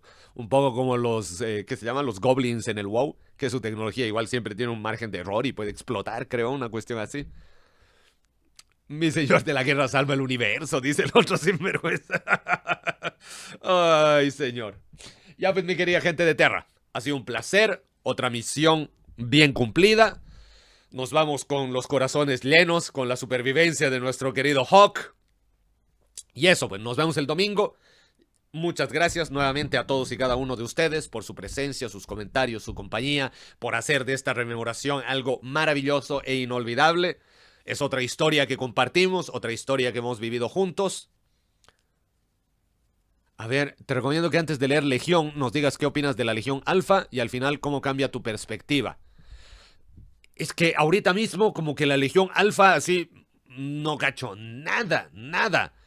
Sé un poco por el juego de cartas, digamos, porque de repente te tira así algunos datos random, que es, que te digo, engaño, infiltración, espionaje, inteligencia, contrainteligencia, contrainteligencia. Eso es lo que sé. Parece interesante. Pero bueno, un águila imperial para ustedes, mi querida gente de Terra, unos engranajes del Mechanicum y un saludo a la antigua, como nos enseña el venerable Iacton Cruce, grandioso lobo lunar. No hijo de Horus. Muy bien. Que les vaya muy bien, querida gente de Terra. Y recuerden, vuestra mente es más fuerte. Hasta el domingo por el mismo Sapo Canal.